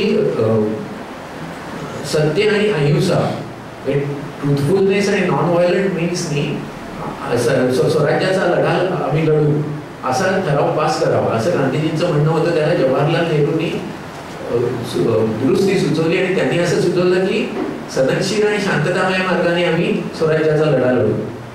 याचं कारण असं होतं की ब्रिटिशांनी सांगितलेलं होतं की तुम्हाला हे जर करायचं असेल, सत्तेत यायचं असेल तर तुम्हाला या पद्धतीने तुमचा काँग्रेस अशा पद्धतीने सत्तेतच राहून बाहेर हे करता येणार नाही. म्हणून गांधीजी काँग्रेसमधनं बाहेर पडले आणि त्यांनी व्यक्तिगतरित्या सत्याग्रहाचं हे सगळं सुरू ठेवलं. हा जो अनुभव मी अशासाठी तुम्हाला सांगतोय की सत्तेत राहिल्यावर त्याचं एक लॉजिक असतं. सत्तेत राहून तुम्ही या गोष्टी करायला पाहिजे. सत्तेत राहून तुम्ही बाहेर पडून रस्त्यावर बसणं किंवा म्हणणं की 144 कलम हे घटनाबाह्य आहे आणि हे पोलिसांनी लावलंच कसं. आता गंमत अशी होते ना की ह्या सगळ्या मंडळींनी आदर्शाच्या व्याख्या एवढ्या उच्च स्तरावर करून ठेवलेल्या आहेत की बाकीचे सगळे लोक वाईट आहेत, बाकीचे सगळे पक्ष पूर्णतः चुकीच्या पद्धतीने उमेदवार निवडतात वगैरे वगैरे. पण आता ह्यांचे उमेदवार कसे निवडले गेले बघा. म्हणजे ज्यांच्या विरुद्ध वाद झाला ते सोमनाथ भारती, ते कोण होते? आजच्याच टाइम्स ऑफ इंडियात पहिल्या पानावर बातमी आहे की जे सायबर क्राईम्सचा जो एक भाग होतो जो अजून भारतात तो गुन्हा समजला जात नाही पण पाश्चिमात्य देशात समजला जातो, त्याच्यात ते सोमनाथ भारतीचं नाव 2004 साली अमेरिकेने घेतलेलं होतं. त्यांची कंपनी स्पॅम मेल्सच्या ह्याच्यात गुंतलेली होती. आता तुम्ही जर सगळ्याचा लेखाजोखा करून घेत होता त्यांना नेमलं कसं तुम्ही किंवा यांना निवडलं कसं? तसेच जे बिन्नी म्हणून दुसरे आमदार आहेत की जे यांच्या विरुद्ध बंड करून उठलेले आहेत केजरीवाल यांच्या विरुद्ध, त्यांचं जर एवढं तुम्ही काटेकोरपणे वेबसाईटवर टाकलं, हे सगळं जे आधुनिक भाषेत बोलतात तर हे कसं करून घेतलं? बिन्नी का आता रिवोल्ट करतायत, का बंडखोरी करतायत? मग तुम्ही तुमच्या काहीतरी त्यांना झोपून देण्यात चुका झाल्या ना, मान्य करा लोकांपुढे. मी अशासाठी सांगतोय, परत दोष देण्याचा भाग नाही की ह्या लिमिटेशन्स ऑफ मास पॉलिटिक्स आहेत, या मर्यादा आहेत लोकशाहीतल्या जनसमूहांच्या राजकारणाच्या, आणि ह्या लक्षात घ्यायला पाहिजे. ह्या लक्षात न घेता आदर्शाच्या व्याख्या तुम्ही इतक्या उंच करून ठेवलेल्या आहात. आणि मग याच्या बघा परिणामकारक राज्यकारभाराचं काय? विजेच्या प्रश्नावर सुरुवातीला हे झालं. आता तुम्ही बघा भारतातला जो परत हा जो मुद्दा आहे जो पेच प्रसंग खरा हाच आहे, लिमिटेशन्स ऑफ मास पॉलिटिक्स आणि इफेक्टिव्ह गव्हर्नन्स याच्यातला जो इक्विलिब्रियम आहे, समतोल आहे, तो ढळलेला आहे. आणि तो ढळला आहे कारण ज्या लोकशाहीतल्या ज्या संस्था आहेत, मग ते संसद असू दे, विधिमंडळ असू दे, न्यायालय असू दे, राज्य यंत्रणा, राज्यसंस्था असू दे, यांचा ऱ्हास होत गेलेला आहे. त्यांची विश्वासार्हता लयाला जाते. आता ही विश्वासार्हता पुनर्प्रस्थापित करणं आणि त्यांनी योग्य रीतीने काम करणं आणि हा समतोल परत पुनर्प्रस्थापित करणं ही भारतातली आत्ताची गरज आहे. आता ही जर गरज मान्य असेल तर मुळात आम आदमी पार्टी जेव्हा सत्तेवर आली तेव्हा सत्तेवर आल्यावर त्यांनी पहिल्यांदा जे निर्णय घेतले पाणी आणि विजेचे, त्याच्या आधी त्यांनी ते निर्णय त्यांच्या विधिमंडळात विश्वासदर्शक ठराव संमत होण्याच्या आधी घेतले. का घेतले? हे लोकशाही प्रथेला धरून नाहीये. तुम्ही तिथे विश्वासदर्शक 2 दिवसांनी काय फरक पडत होता? विश्वासदर्शक ठराव संमत झाल्याशिवाय तुम्ही का घेतला तो निर्णय? परत हा प्रश्न कोणावर टीका करायचा नाही की तुम्ही विश्वासार्हता संस्थांना कशी मिळवून देता.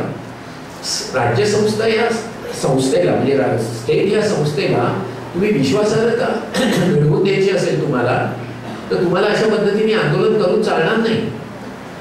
तुम्हाला पोलिसांच्या विरोधात जर उदाहरणार्थ दिल्लीच्या सरकारच्या अखत्यारीत दिल्लीतले पोलीस नाही, खरी गोष्ट आहे, अनेक संसदनशील मार्गाने करता आलं असतं. तुम्ही दिल्लीच्या विधिमंडळात सर्व संमतीने ठराव करू शकला असतात.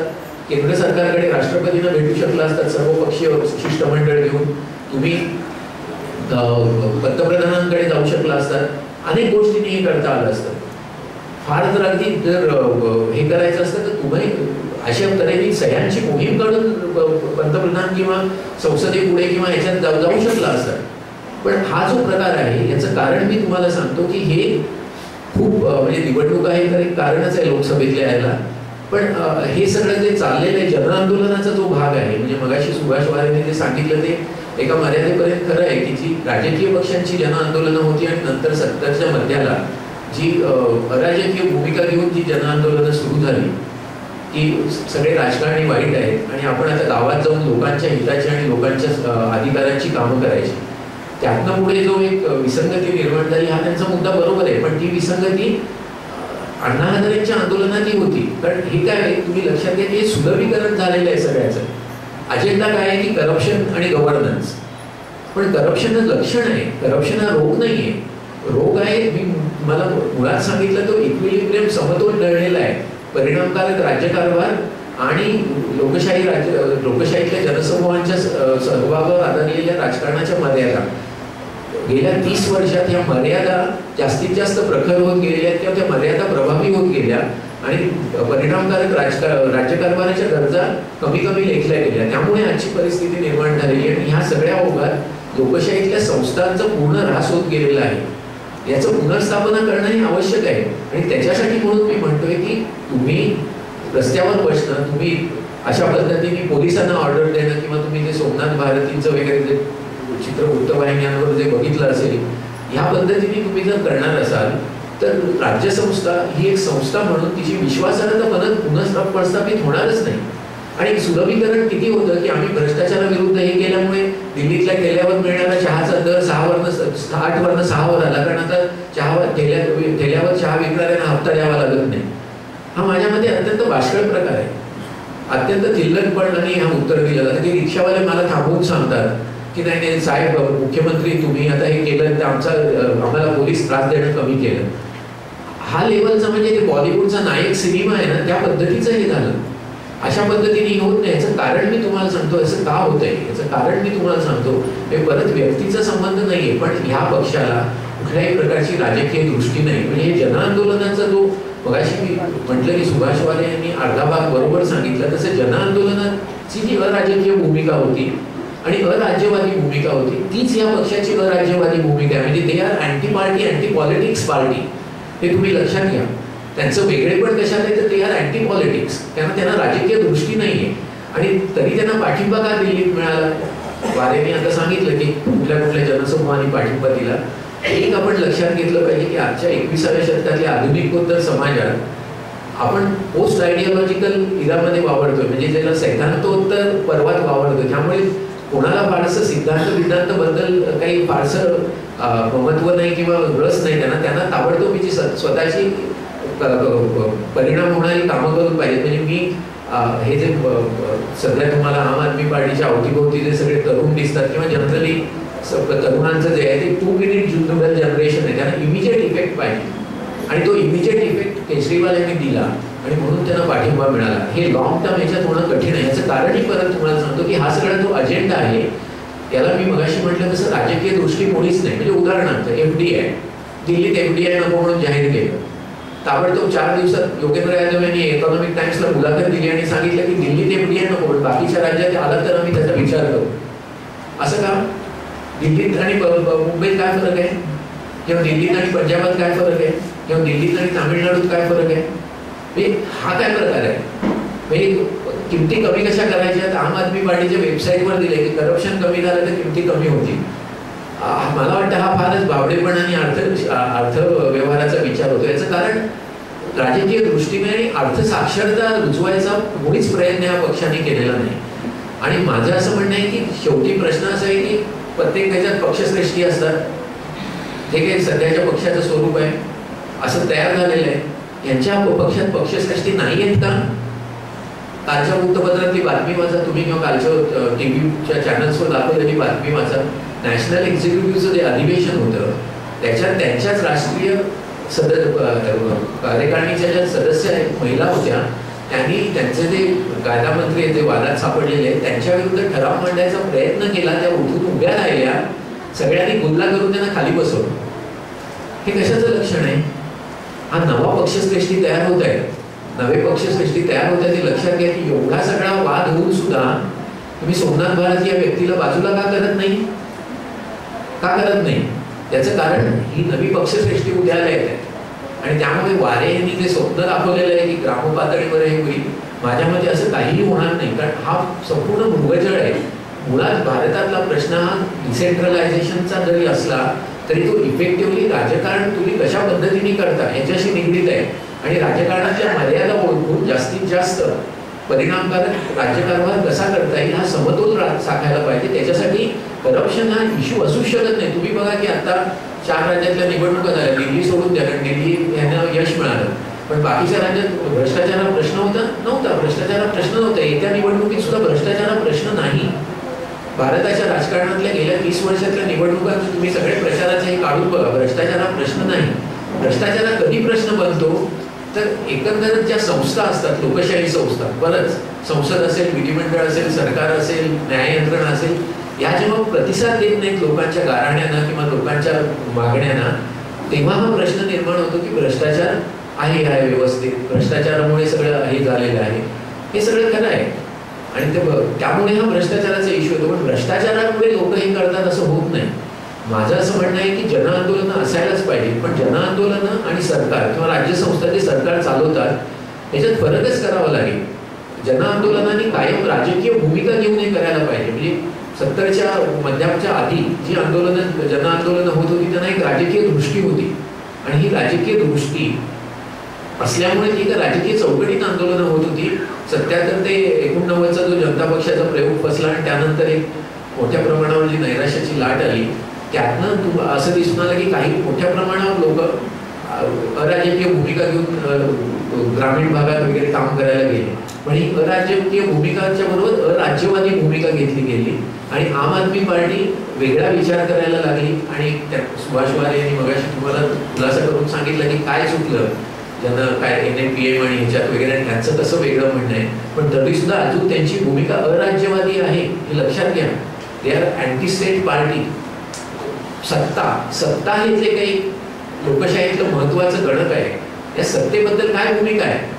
ही सत्ता राबवायची म्हणजे जर प्रत्येक ठिकाणी तुम्ही SMS पाठवणार असाल, प्रत्येक ठिकाणी तुम्ही लोकांना विचारणार असाल, तर मग निवडून कशाला आलात, मग लोकच राज्य करतील, तुम्हाला निवडून कशाला गेले. आणि हा जो भाग आहे की रिप्रेझेंटेटिव्ह डेमोक्रेसी आणि पार्टिसिपेटरी डेमोक्रेसी, हा एक प्रकारचा चुकीच्या पद्धतीने मांडणी केलेला आहे. रिप्रेझेंटेटिव्ह डेमोक्रेसीमध्येच पार्टिसिपेटरी डेमोक्रेसीचा कंटेंट आहे.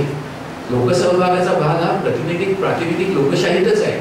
प्रश्न काय असतो की आपल्याकडे नगरसेवक असतात, जिल्हा परिषद सदस्य असतात, विधिमंडळ सदस्य असतात, संसदीय सदस्य असतात. त्यांनी आपल्या मतदारसंघातील लोकांशी, मतदारांशी एक चैतन्यशील संपर्क ठेवावा, त्यांच्या आशा आकांक्षा अपेक्षा त्यांची गाऱ्हाणी ऐकून घ्यावी आणि त्याची मांडणी त्या व्यासपीठावर करावी. हा प्रातिनिधिक लोकशाहीतला लोकसहभागाचा किंवा पार्टिसिपेटरी भाग आहे. तो जो मी तुम्हाला म्हटलं की लिमिटेशन्स ऑफ डेमोक्रेसी मास पॉलिटिक्सच्या ह्याच्यात हा भाग हळूहळू लोप पावत गेला. आणि मग हे सगळं आपल्याला दिसलं की विनेबिलिटी हा फॅक्टर आला. म्हणजे कसा फॅक्टर आला की विनेबिलिटी म्हणजे तुमच्याकडे मनी पॉवर आहे, मसल पॉवर आहे, तुम्हाला उमेदवारी मिळेल. ह्यातनं पुढचा सगळा ऱ्हास होत गेलेला आहे आणि म्हणून मग संस्थात्मक ऱ्हास झाला. त्याला उत्तर तुम्ही रेफरेंडम, जनमत घ्या वगैरे हा असू शकत नाही. भारतासारख्या खंडप्राय देशात जनमत हा पूर्णतः अव्यवहार्य पर्याय आहे. कुठल्या म्हणजे तुम्ही बघा काय वाद झाले. प्रशांत भूषण यांनी सांगितलं की नक्षलवादी भागात पोलीस नेमायचे, आर्मी नेमायचे, जनमत घ्या. काश्मीरमध्ये जनमत घ्या. केजरीवालांना पाऊल मागे घ्यावं लागलं की नाही. असं होत नाही. हे ह्याचं कारण ह्या सगळ्या अत्यंत स्वप्नवत कल्पना आहेत, आदर्शवादी कल्पना आहेत, पण प्रत्यक्षात वास्तव हे वेगळं आहे. भारतासारख्या खंडप्राय देशात, बहुभाषिक बहुविध देशात, बहुसंस्कृतिक देशात, जातीपातीने 18 पगड जातीपाती असलेल्या देशात अशा पद्धतीने पार्टिसिपेटरी डेमोक्रेसी आणणं म्हणजे तुम्ही इथल्या वजनदार गटांना सर्व पद्धतीच्या त्यांचं वर्चस्व कायम ठेवण्याचा तुम्ही त्यांना परवाना देणं आहे. म्हणजे आता वारे म्हणाले की त्या भागातल्या अल्पसंख्याक आणि दलितांना सहभाग कसा करता येईल याच्यावर आम्ही कटाक्ष ठेवणार आहोत. पण 73व्या आणि 74व्या घटना दुरुस्ती हे आहेच, आजही आहे. तुम्ही काढून वाचा. असं 73व्या आणि 74व्या घटना दुरुस्तीची विकेंद्रीकरणाची प्रक्रिया आहे. त्या विकेंद्रीकरणाच्या प्रक्रियेत हे सगळं समाविष्ट आहे. पण ते कुठे अंमलात येतं, ते अंमलात कधी आली तर राजकीय पक्ष त्या पद्धतीने स्वतः अंतर्गत काम करतील तर. आणि ते होत नाही. आणि ते होत नाही याचं कारण राजकीय पक्ष वाईट आहेत असं नाही, ते पुनर्स्थापित करावं लागेल हा बॅलन्स. आणि माझं असं म्हणणं आहे की हे जर लक्षात घेतलं नाही आपण. आणि दुसरा जो महत्वाचा मुद्दा आहे की आज आपण 21व्या शतकात आहोत. आज आपण 21व्या शतकात जागतिकीकरणाच्या पर्वात आहोत. त्यामुळे घड्याळाचे काटे उलटे फिरवण्याचा कोणाचाही प्रयत्न असेल तर त्याला मुळीच जनतेचा पाठिंबा मिळणार नाही. कारण अगदी ग्रामीण भागातला जरी तरुण असेल तरी तो ग्रामीण भागातल्या तरुणाचं लक्ष शहरात काय चालतं याच्याकडे आहे. कारण आजचा जो मीडिया आहे तो इतका प्रभावी आहे आणि हा मीडिया जो प्रभावी आहे तो जगातलं वास्तव त्याच्या समोर आणून ठेवत असतो. त्यामुळे त्याच्या आशा अपेक्षा आकांक्षा खूप बदललेल्या आहेत, त्या जुन्या पद्धतीच्या राहिलेल्या नाही. या आशा आकांक्षा जर उभ्या करायच्या असतील आणि एक लक्षात घेतलं पाहिजे की आपल्याकडे जे डेमोग्राफिक चित्र आहे हे लोकसंख्येचं जे चित्र आहे त्याच्यात येत्या 20 वर्षात 50% लोकसंख्या 35 वर्षाखालची असणार आहे. आताच्या निवडणुकीत 47% मतदार हे 35 वर्षाखालचे आहेत. या मतदारांना काय हवंय? आम आदमी पार्टीचा यांनी आता उल्लेख केला आणि त्याच्यात दिल्लीतलं जे मतदाराचं सांगितलं, पण जनरल अण्णा हजारेंचं आंदोलन असू दे किंवा गेल्या काही वर्षात जे काही लोक मोठी आंदोलनं झाली म्हणजे दिल्लीतल्या बलात्काराचं प्रकरण असू दे, ह्याच्यात जे लोक उतरलेले होते हे लोक अत्यंत सुशिक्षित चांगल्या चांगल्या पगाराच्या नोकऱ्या केलेले तरुण तरुणी होते. त्यांना पारदर्शक कारभार पाहिजे, त्यांना कार्यक्षम कारभार पाहिजे. पण ह्या सगळ्या ज्या व्हॅल्यू सिस्टीम आहे, मूल्य व्यवस्था, ते त्यांनी पाश्चिमात्य देशातनं घेतलेली आहे. त्यांचा भांडण कुठे आहे की त्यांना जेव्हा सरकारशी संबंध येतो, आता त्यांना स्वतःच्या आर्थिक स्वायत्ततेसाठी सरकारशी संबंध राहिलेला नाही. त्यांचा सरकारशी संबंध त्यांना पासपोर्ट पाहिजे, वाहन परवाना पाहिजे वगैरे ह्या गोष्टीसाठी सरकारशी संबंध येतो. पण तिथे त्यांना भ्रष्टाचाराशी सामना करावा लागतो आणि म्हणून मग ते भ्रष्टाचाराविरोधी आंदोलनात उतरतात. पण ही मूल्यव्यवस्था केवळ पारदर्शी आणि कार्यक्षम कारभारापुरती निगडीत नाही. ही मूल्यव्यवस्था अनेक प्रकारची आहे. तुम्ही पाश्चिमात्य देशातल्या या विषयाचं जर सगळं वैचारिक मंथन बघितलं तरी वेगळ्या प्रकारची आहे. म्हणजे त्याच्यात जेंडर जस्टिस आहे, त्याच्यात अनेक प्रकारच्या गोष्टी आहेत. रस्त्यावर उतरणारे आणि आम आदमी पार्टीला किंवा अण्णा हजारे यांच्या आंदोलनाला पाठिंबा देणारे जे तिरंगा फडकवणारे सगळे लोक होते ते त्यांच्या व्यक्तिगत आयुष्यात ही बाकीची मूल्य पाळतात का? नाही पाळत. आणि ती पाळत नाही आणि तरी सुद्धा न पाळणाऱ्या अशा मूल्यांना तुम्ही बरोबर घेऊन येता. याचं कारण लिमिटेशन्स ऑफ मास पॉलिटिक्स आहे आणि म्हणून खाप पंचायतीशी बोलावं लागतं. कारण हरियाणात निवडणूक लढवायची असते.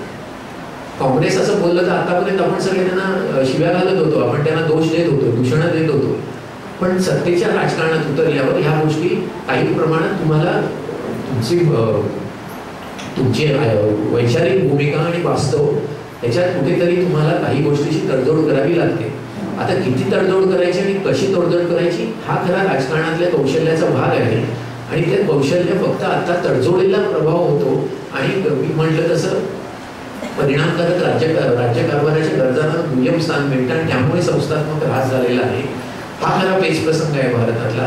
तो लक्षात न घेता आपण फक्त त्याच्यातल्या काय म्हणतात त्याच्यातल्या लक्षणावर जर फक्त रोग ठेवत असलो आणि त्याच्यावर उपाय करा, लक्षण हाच रोग समजत असलो तर याच्यातनं पुढे काही फारसं होईल असं दिसत नाही. कारण एक लक्षात घ्यायला पाहिजे की ह्या देशात मध्यम मार्गी आणि मी याच्यात शेवट करताना जयप्रकाशजींची माझी व्यक्तिशः एक स्वतःची जी आठवण आहे आणि दुसरी एक जी त्यांच्या परिवारातनं ऐकलेली जी आठवण आहे, परिवारातनं म्हणजे उषा बेना आणि आलू दुस्तू यांच्याकडनं ऐकलेली आहे.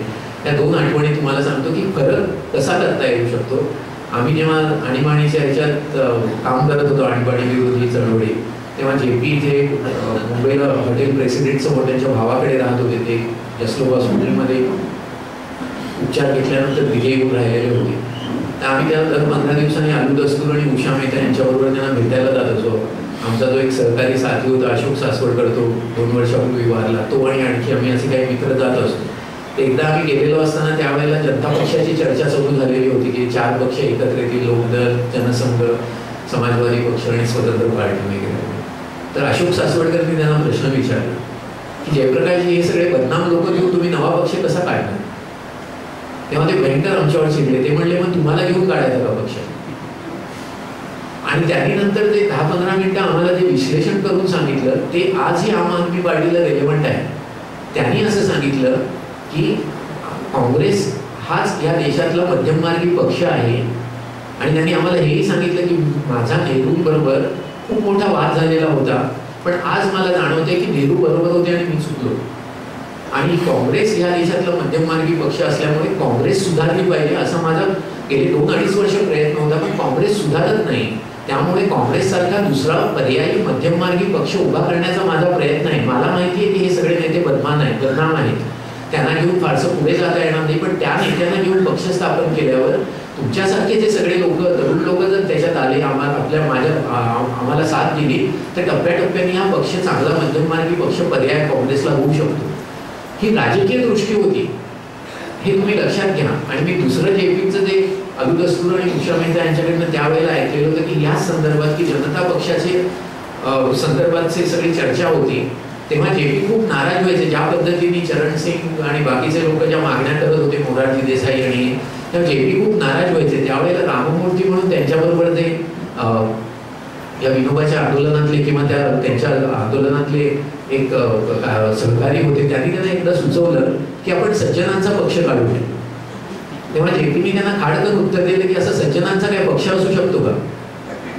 ही भूमिका तुम्ही लक्षात घ्या, ही भूमिका राजकीय आहे पूर्ण, आणि आम आदमी पार्टीकडे ही राजकीय दृष्टी नाही. आणि दुर्दैवाने जनआंदोलनं म्हणून जी गेल्या 30 वर्षात जनता पक्षाच्या फुटल्यानंतर जी महाराष्ट्रात किंवा देशात तयार झाली, त्यांच्याकडे राजकीय दृष्टी नव्हती, ते अराज्यवादी आणि अराजकीय होते. आणि म्हणून जेव्हा प्रश्न आला, मी दुसरी 1-2 आठवणी तुम्हाला सांगतो की एकदा साताऱ्याला एक परिसंवाद होता आणि त्याच्यात अशी चर्चा चालू होती की काय करायचं जनआंदोलनाने पुढे कसं जायचं वगैरे वगैरे. तर तेव्हा मी उठून त्या एक जे वक्ते होते त्यांना प्रश्न विचारला की तुम्ही म्हणताय हे सगळं अगदी उत्तम आहे, मला तुम्ही फक्त एका प्रश्नाचं उत्तर द्या की आज जर तुम्हाला या देशाचं पंतप्रधान बनवलं तर तुम्ही कसा कारभार कराल? त्यांनी सांगितलं की पंतप्रधान आम्ही सत्ता घेणारच नाही ना. म्हटलं प्रश्न मिटला. दुसरं NAPM मधले जे अनेक नेते होते आणि आता जे पर्यायी समाजवादी पक्ष काढण्याच्या सगळ्या प्रयत्नात आहे, त्यांच्यापैकी एका नेत्यांना मी असं विचारलं की पर्यायी राजकारण करायचं, पर्यायी अर्थव्यवस्था ठीक आहे, फक्त मला तुम्ही असं सांगा, मला म्हणजे आम्ही 5-6 जण होतो, आम्हाला तुम्ही असं सांगा की सुईपासून विमानापर्यंत तुम्ही हे प्रोडक्शन व्यवस्था कशी करणार पर्यायी अर्थव्यवस्थेत? म्हणजे तुम्ही असं म्हणू शकता की आम्हाला विमान नको, आम्हाला मोबाईल नको वगैरे वगैरे वगैरे, पण असं काय कसं करणार हे मांडून दाखवा ना आम्हाला. आजच्या घडीला 21व्या शतकाच्या आपण शिरलेलो असताना असं काही न करता आणि असं जे तुम्ही मांडाल तर तुमच्यासारखं तुमच्या त्या चौकटीला बरोबर वागणारे 100 कार्यकर्ते देशात तुम्ही तयार करा. जसे गांधीजींनी गावोगाव कार्यकर्ते देशात तयार केले, ते अजूनही गांधीजींच्या मार्गाने चालतात. ते भले परिणामकारक असू देत नसू देत, पण ते मांडणारे लोक होते. उत्तर नाही. माझं असं म्हणणं आहे की ह्या सगळ्या प्रकारात अराज्यवादी आणि अराजकीय भूमिका घेतल्यामुळे खूप नुकसान झालं आणि त्याच्यात थोडा बदल करून सध्याचं जे जनआंदोलनातनं जो आम आदमी पार्टी निर्माण झालेली आहे त्यांनी तो थोडा बदल केलेला आहे की त्यांनी भूमिका सत्ता घेण्याची केली, पण सत्तेत जाऊन सुद्धा ते अराज्यवादी झाले, ते अँटी स्टेटच अजून आहेत आणि अजूनही त्यांचं रस्त्यावरच्या याच्यावरच भर आहे. हा भर त्यांना फार पुढे घेऊन जाऊ शकणार नाही. आणि किंबहुना त्यांच्याबरोबर जो एक घटक मध्यम वर्ग जो उदयाला येणारा मध्यम वर्ग आहे समाजातला, अर्थव्यवस्थेच्या विकासाबरोबर आणि आर्थिक विकासाचे जे फायदे होतात त्यामुळे त्या वर्गाला मोदींची आवड नाहीये, त्या वर्गाला काँग्रेस नकोय, पण पर्याय नसल्यामुळे ते मोदींकडे जात होते. म्हणून ते आम आदमी पार्टीकडे दिल्लीतल्या ज्या सगळ्या सुखवस्तू वस्त्या आहेत त्या त्यांच्याबरोबर गेल्या. नुसते वाल्मिकी समाज आणि मुस्लिमांच्या मतावर आम आदमी पार्टीला 28 जागा मिळाल्या नसत्या. ते गेले कारण त्यांना पर्याय वाटत होता. आता दिल्लीचे झाल्यानंतर हा त्यांना पर्याय वाटत नाही. तुम्ही बघा, इकॉनॉमिक टाइम्सनी 10 दिवसापूर्वी असा ग्राफ काढून दाखवलेला होता की आम आदमी पार्टीला दररोज 40 लाख रुपये देणगी मिळत होती, ती आता घसरत दिल्लीतल्या प्रकारानंतर 1.5 लाखापर्यंत आली दिवसाला. हा शेवटी प्रश्न परत मर्यादांचा आहे मास पॉलिटिक्स मधल्या, आणि ह्या मर्यादा लक्षात न घेता आदर्शवादी राजकारण करायचं. आणि हे जे केलं जातं याचा एक शेवटचा मुद्दा सांगतो. परत नेतृत्व कसं हवं, तर नेतृत्वाची मनोभूमिका ही सर्वसमावेशक असायला पाहिजे. उदाहरणार्थ अरविंद केजरीवाल हे आम आदमी पार्टीचा चेहरा आहे, पण अरविंद केजरीवाल हे अत्यंत चाणाक्ष नेते आहेत, अत्यंत महत्वाकांक्षी नेते आहेत, पण त्यांची मनोभूमिका एका प्राप्तिकर अधिकाऱ्याची आहे. त्यांची मनोभूमिका प्राप्तिकर अधिकाऱ्याची आहे.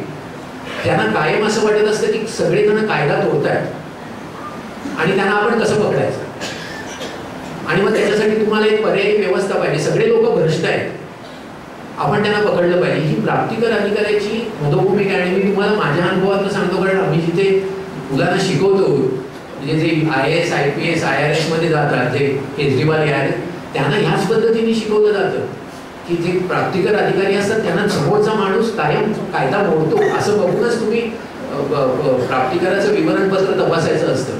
त्या भूमिकेतनं ते बघतात. त्यामुळे सगळ्या सामाजिक प्रश्नांना तेही कुरपट्टी लावत आहेत आणि त्यामुळे घोळ होतोय मोठा. कारण हे परत राजकीय दृष्टी नसल्याचं कारण आहे. आणि असा जो पक्ष आहे किंवा अशी जी मुवमेंट आहे त्याच्यातनं अराजक होईल असं मला वाटत नाही. जयंत धर्माधिकारींनी जो प्रश्न विचारले, अराजक नाही होणार, पण हा पक्ष हळूहळू बिघडायला जाईल. हे आत्ताचं जे आळवावरचं पाणी आहे त्याचं कौतुक होईल. त्यांनी संदीप दरवाजे उघडले राजकारणात सामान्य माणसाच्या सहभागाचे, हेही खरं आहे. पण जे जनता पक्षाचं झालं ना तेच थोड्याफार फरकाने ह्याही पक्षाचं होणार आहे. कारण हा जो मूळ बेस प्रसंग आहे की जो लोकशाही मास पॉलिटिक्सच्या लिमिटेशन्स आणि इफेक्टिव्ह गव्हर्नन्सच्या गरजा याच्यातला समतोल पुन्हा प्रस्थापित करण्याचा तो ते लक्षात घेत नाही. धन्यवाद.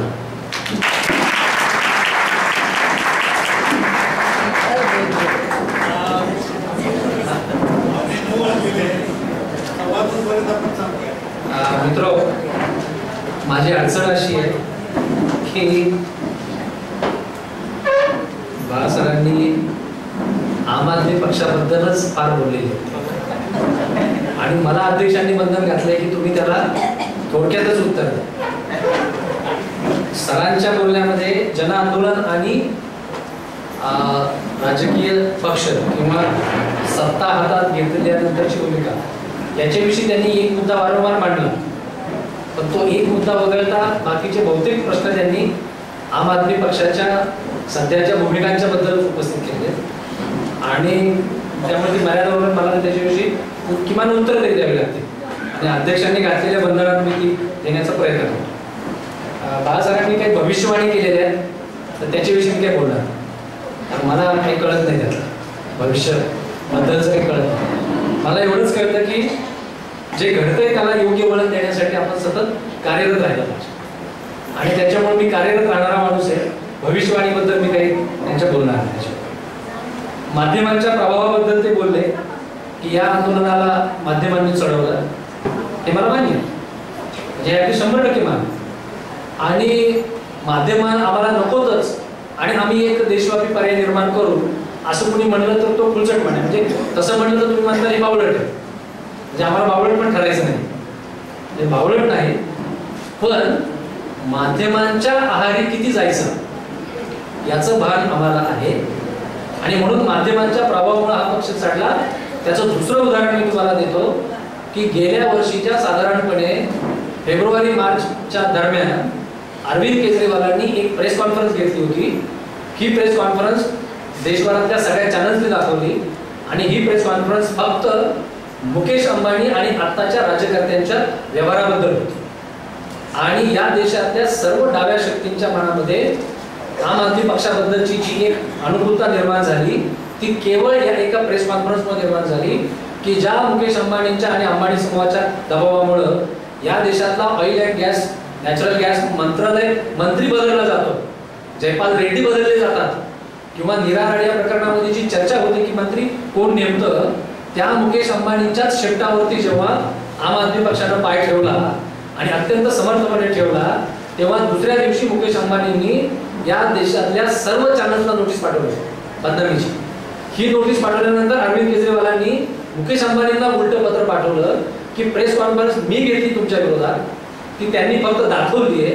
तुम्हाला बदनामीची नोटीस द्यायची असेल तर ती मला द्या, मी तुमचा मुकाबला कोर्टात करायला तयार. तुम्ही चॅनल्सवाल्यांचे कशाला आहे. पण मुकेश हे खुलं पत्र वर्तमानपत्रात त्यावेळेला आलेलं आहे मुकेश अंबानीला दिलेलं, तरी मुकेश अंबानीने अरविंद केजरीवालांना बदनामीची नोटीस पाठवली नाही. त्यांनी चॅनल्सवाल्यांच्याच नाड्या आवडल्या आणि चॅनल्सवाल्यांच्या नाड्या आवडणं म्हणजे काय ते तुम्हाला समजू शकतं.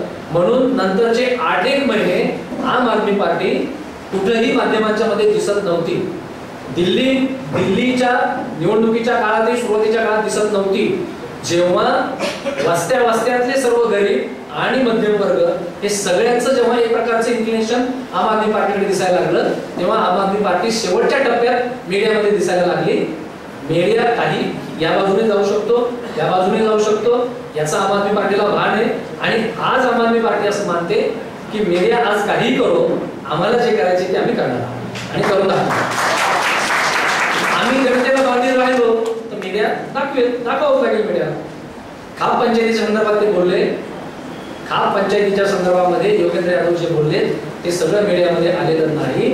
मी राष्ट्रीय कार्यकारिणीचा सदस्य आणि राष्ट्रीय कार्यकारिणी सदस्य या नात्याने सांगतो की खाप पंचायत ही ज्या पद्धतीनं महिलांच्या विरोधामध्ये, ज्या पद्धतीनं दलितांच्या विरोधामध्ये फतवे काढते आणि त्याची अंमलबजावणी करते, याचा आम आदमी पार्टी पूर्ण निषेध करते. आणि दुसऱ्या बाजूला अशा पद्धतीच्या जात पंचायतींना आता निर्णय घेण्याचे अधिकार असावेत याची काहीही गरज नाही. बाबासाहेबांच्या संविधानाने दिलेल्या अधिकारांच्या मर्यादेमध्ये सर्व प्रश्न मांडण्याची मुभा आहे. मी आम आदमी पार्टीची भूमिका मांडतोय की खाप पंचायत किंवा अन्य सगळ्या जात पंचायतींना आता भूमिका नाही. आणि ते जेव्हा कधी महिला विरोधी आणि दलित विरोधी फतवे काढतील किंवा अंमलबजावणी करतील त्याच्या विरोधात आम आदमी पार्टी असणार, हे मी खूप ठामपणे सांगतो. एक मुद्दा त्यांनी जे म्हणाले ते मला मान्य, पण आता मी पक्षाचा एक सदस्य असल्यामुळं ते जसे बोलले त्या शब्दात मला बोलता येणार नाही. आम आदमी पक्षानं जे आदर्शांच्या व्याख्या अशा वर करून ठेवलेल्या, इतक्या वर करून ठेवलेल्या आहे की मास पॉलिटिक्सच्या मर्यादांचंच भान राहू नये, हे त्यांचं मनाला मान्य आहे. आणि आम्हीच फक्त खास आणि बाकी सगळे बकवास, ही भूमिका आम आदमी पार्टीची नाही. या देशामध्ये लेफ्ट पार्टीजनी काही मर्यादांच्या पर्यंत एक देवादाचं राजकारण केलेलं आहे. आता पश्चिम बंगालमध्ये नंदीग्राम आणि या सगळ्याच्या ज्या भूमिका ठरल्या त्याच्याबद्दल आपण बोललो, परंतु सार्वजनिक जीवनातली साधन सुचिता ही लेफ्ट पुढाऱ्यांनी सांभाळलेली आहे, समाजवादी नेत्यांनी सांभाळलेली आहे आणि त्याच्याबद्दल आम आदमी पार्टीला आदर आहे, आम आदमी पार्टीला त्याचं भान आहे. आणि अशा पद्धतीचंच अन्य जिथे कुठे काही थोडंफार चालत असेल त्याचा आदर आहे. परंतु हे व्हिजिबल कसं बनेल याच्यासाठीची काही एक स्ट्रॅटेजी आहे, ती आता आदर्शांच्या व्याख्या अशा ती म्हणले तसं इतकं ताणून चालणार नाही, ते करावं लागेल. एफडीआयच्या संदर्भात मला असं वाटतं की ते जे बोलले ते थोडंसं जरा मला असं वाटतं तसं नाही. भूमिका अशी आहे की रिटेल क्षेत्रामधल्या एफडीआयला पार्टीचा विरोध आहे, पण याचा अर्थ परदेशातून एकही पैसा भारतात येऊ देणार नाही अशी पार्टीची भूमिका नाही. आणि आजच्या ग्लोबलायझेशनच्या युगामध्ये कुठेच कोणालाही अशा पद्धतीची भूमिका डाव्या पक्षांनाही घेता आलेली नाहीये, कोणालाच घेता येणार नाही. रिटेलमध्ये एफडीआयला विरोध आहे, पण या देशामध्ये एम्प्लॉयमेंट जनरेशनसाठी सर्जनशील अशा क्षेत्रामध्ये आणि या देशाची सार्वभौमता कायम राहून परदेशी निधी येणार असेल तर तो स्वीकारावा लागेल. आम्ही पर से एफडीआयच्या विरोधात नाही आहोत, हा त्या भूमिकेचा अर्थ होता असं मी मानतो. पक्षश्रेष्ठींच्या बद्दल त्याची जी घटना ते म्हणाले की नॅशनल एक्झिक्युटिव्ह मध्ये घटना नाहीये, ही 500 सभासद असलेल्या नॅशनल काउन्सिल मधली ती घटना आहे. आणि कुणीही त्या बाईंना बोलण्याला अडवण्याचं काही कारण नव्हतं. परंतु आपण 40-50 लोकांची जी जनरल बॉडी मीटिंग चालवतो त्यातलाही मी एक साधा नियम सांगतो की अजेंडा पाठवलेला असतो, या अजेंड्याच्या व्यतिरिक्तचा विषय जर कोणाला उपस्थित करायचा असेल तर तो सेक्रेटरीला किमान काही तास आधी द्यावा लागतो. तो दिला तर सेक्रेटरी त्याची चर्चा करून येऊ शकतं. हा मुद्दा होता तिथे की तुम्ही अचानक उठून नवीन मुद्दा मांडू शकत नाही. जो अजेंडा चालू होता त्या अजेंड्यावर बोलू दिले गेलं नाही, हा मुद्दा नाहीये तिथे. त्यामुळं पक्षश्रेष्ठी वगैरे, पण मी इथं एवढंच म्हणेल बाळासाहेबांना की मास पॉलिटिक्समध्ये घुसल्यानंतर ह्या सगळ्या विसंगती येण्याची शक्यता असते. आम आदमी पार्टीमध्ये ती येण्याची शक्यता असू शकते. आम्ही त्याच्या बाबतीमध्ये सावध राहू, एवढंच मी म्हणेल. आम्ही ती भूमिका शक्यतो घेऊ हे पक्षश्रेष्ठीच्यात येणार आहे अशा पद्धतीचे. अतिसुलभीकरण होऊ नये राजकारणाचं, हा त्यांचा मुद्दा मला मान्य आहे. आणि अतिसुलभीकरण झालं तर लोकांच्या अपेक्षा वाढतात आणि मग त्या अपेक्षा केव्हा तरी फुटतात आणि मग गडबड होते. हा मुद्दा मला मान्य आहे, पार्टी त्याची निश्चितपणे दखल घेईल. पण आजच्या तरुणाईचं जे त्यांनी वर्णन केलं की तिला इमिजिएट इफेक्ट हवा आहे, मला स्वतःला असं वाटतं की माझ्यासारखा एक कार्यकर्ता जो 20 वर्ष 25 वर्ष सार्वजनिक जीवनात आहे, पण त्यातले जवळपास 20 वर्ष राजकारणाशी पण संबंधित आहे बाहेर होऊन.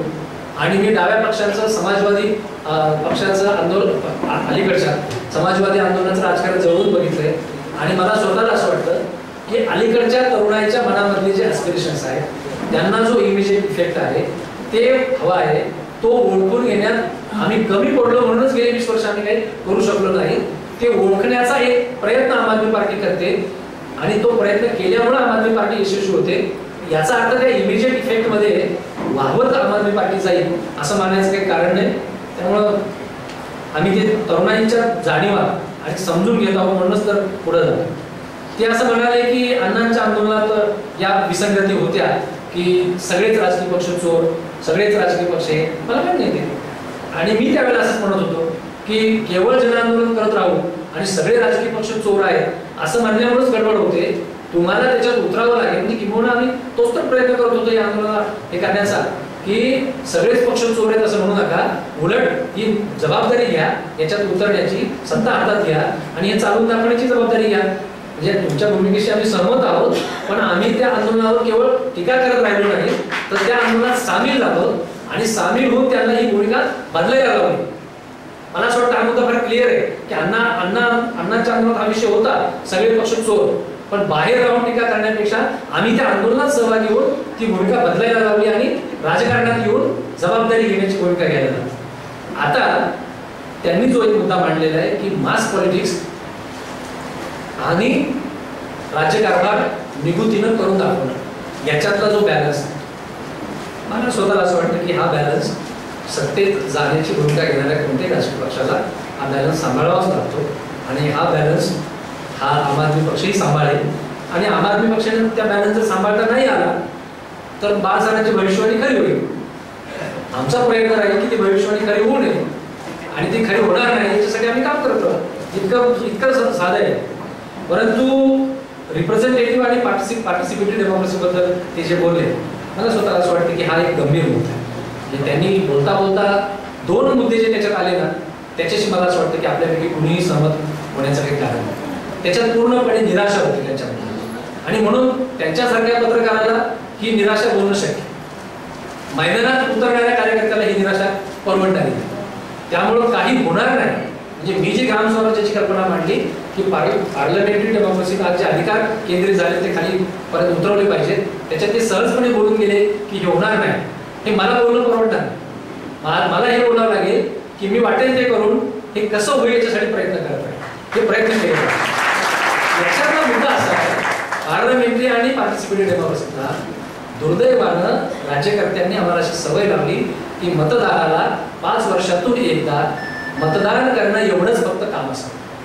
मतदान केले ना संपला तुमचा विषय, आता तुम्ही आम्हाला निवडून दिले, आता आमच्यावर सोपं सगळं, तुमच्या वतीनं प्रत्येक निर्णय आम्ही घेऊ. ही जी सवय लावली ही बदलावी लागेल. एक साधा मुद्दा मी सांगतो की हा जो नॉर्थ वेस्ट मतदारसंघ, नॉर्थ वेस्ट ना लोकसभेचा, या मतदारसंघातले लोक उद्या लोकसभेचा खासदार जेव्हा निवडतील तेव्हा पक्षाची भूमिका बघतील, उमेदवाराचं चारित्र्य बघतील, उमेदवाराचं कर्तृत्व बघतील. पण जैतापूरचा अणुऊर्जा प्रकल्प व्हावा की होऊ नये या मुद्द्यावरती या मतदारसंघातले लोक उद्या मतदान करणार नाही, बरोबर? या मुद्द्यावर मतदान करणार नाही. पण यांनी निवडून दिलेल्या खासदाराला उद्या लोकसभेमध्ये त्या मुद्द्यावर पण बोलायचं जैतापूरच्या किंवा तत्समाशाने. आणि म्हणून 3 मुद्दे मांडतोय आम्ही आम आदमी पक्षामध्ये की 5 वर्षातून एकदा मतदान करणं एवढीच भूमिका मतदाराला असू नये. ही जी प्रातिनिधिक लोकशाही आहे ती अधिक स्वरूपामध्ये पार्टिसिपेटरी कशी होईल त्याच्यासाठी आम्ही 3 मुद्दे मांडतोय. त्यातला एक, कायदे बनवण्याचं सुतोवाच प्रत्येक वेळेला आमदार किंवा खासदाराकडूनच का व्हावं, आमच्या हितासाठी कोणता कायदा हवा ही भूमिका सुतोवाच कायद्याचं हे जनतेकडून काय येऊ नये. आणि म्हणून आम्ही असं मांडतोय की त्या मतदारसंघातल्या किमान काही मतदारांनी काही ठरवा 5%, 10% सह्या करून जर मागणी केली की आमच्या हितासाठी अमुक एक कायदा बनला पाहिजे ही आमची मागणी, तर असा कायदा प्रारूप बनवून मान्यतेसाठी विधानसभेत लोकसभेत गेला पाहिजे. मान्यता विधानसभेत लोकसभेतच मिळेल. ती मान्यता जनतेत घ्यावी असं मी म्हणत नाहीये. नीट ऐका, कारण काय होतं जे मांडलं जातं त्याचं उद्या वर्तमानपत्रात इतकं काहीतरी विचित्र छापून येतं. कायद्याचं प्रारूप सुचवण्याचा अधिकार जनतेला असावा की असू नये, ही पार्टिसिपेटरी डेमोक्रेसीत आम्ही एक मानतो. दुसरं, निवडून दिलेल्या आमदारांना आणि खासदारांना 5 वर्षांमध्ये मध्ये मतदारांना विचारायला पाहिजे की नको. आमचं म्हणणं असं आहे की माझ्या पुणे मतदारसंघातला विधानसभेचा आमदार, त्याच्याकडे मुंबईमध्ये जेव्हा विधानसभेचं अधिवेशन ठरतं 2 महिने आधी त्याची कार्यक्रम पत्रिका आमदाराकडे येते. का नाही आमदारानं त्याच्या विधानसभा मतदारसंघातल्या मतदारांची एक मोठी सभा घेऊन त्यांना सगळ्यांना बोलवावं? सभेतच सगळं होईल असे नाही. आता इन्फॉर्मेशन टेक्नॉलॉजी आहे, अनेक लोकांच्याकडे माध्यम आहे. उद्याच्या विधानसभेमध्ये या विषयावर चर्चा होणार आहे, या कायद्यावर मतदान होणार आहे. मला तिथं मतं मांडायची आहेत. तुम्ही मला निवडून दिले, तुमचं मत काय? का नाही विचारायचं त्यांनी मतदारांना? जायचं आहे. म्हणजे निवडून दिल्यानंतर 5 वर्ष धरून काय एक अनभिषिक्त त्यांना पट्टा दिलेला आहे, तुम्ही सगळे आमच्या वतीने निर्णय घ्या असं असल्याचं काही कारण नाही. मला असं वाटतं की ते विचारलं पाहिजे आणि ते जे जनतेचं मत येईल त्याची दखल पक्षांनीही घेतली पाहिजे. इथं मुद्दा हा येतोय की पक्ष भूमिका, म्हणजे उद्या समजा असं झालं की पक्षाने काढलेला व्हीप आणि मतदारांनी त्या आमदाराला सांगितलेलं मत, याच्यात हे झालं तर काय करायचं? मला असं वाटतं की सर्व पक्षानं जर ही भूमिका घेतली की आपापल्या आमदारांनी अधिवेशनाला यायच्या आधी जनतेला विचारून या, तर पक्षाची भूमिका सुद्धा अधिक लोकांच्या भूमिकेशी जवळ जाणारी होऊ शकेल. आणि म्हणून हे झालं पाहिजे असं मला. आणि तिसरा मुद्दा जो रेफरंडमचा, उठून साध्या प्रश्नावरती रेफरंडम घ्यावं असं म्हणण्या इतकी आम आदमी पार्टी खुली नाहीये.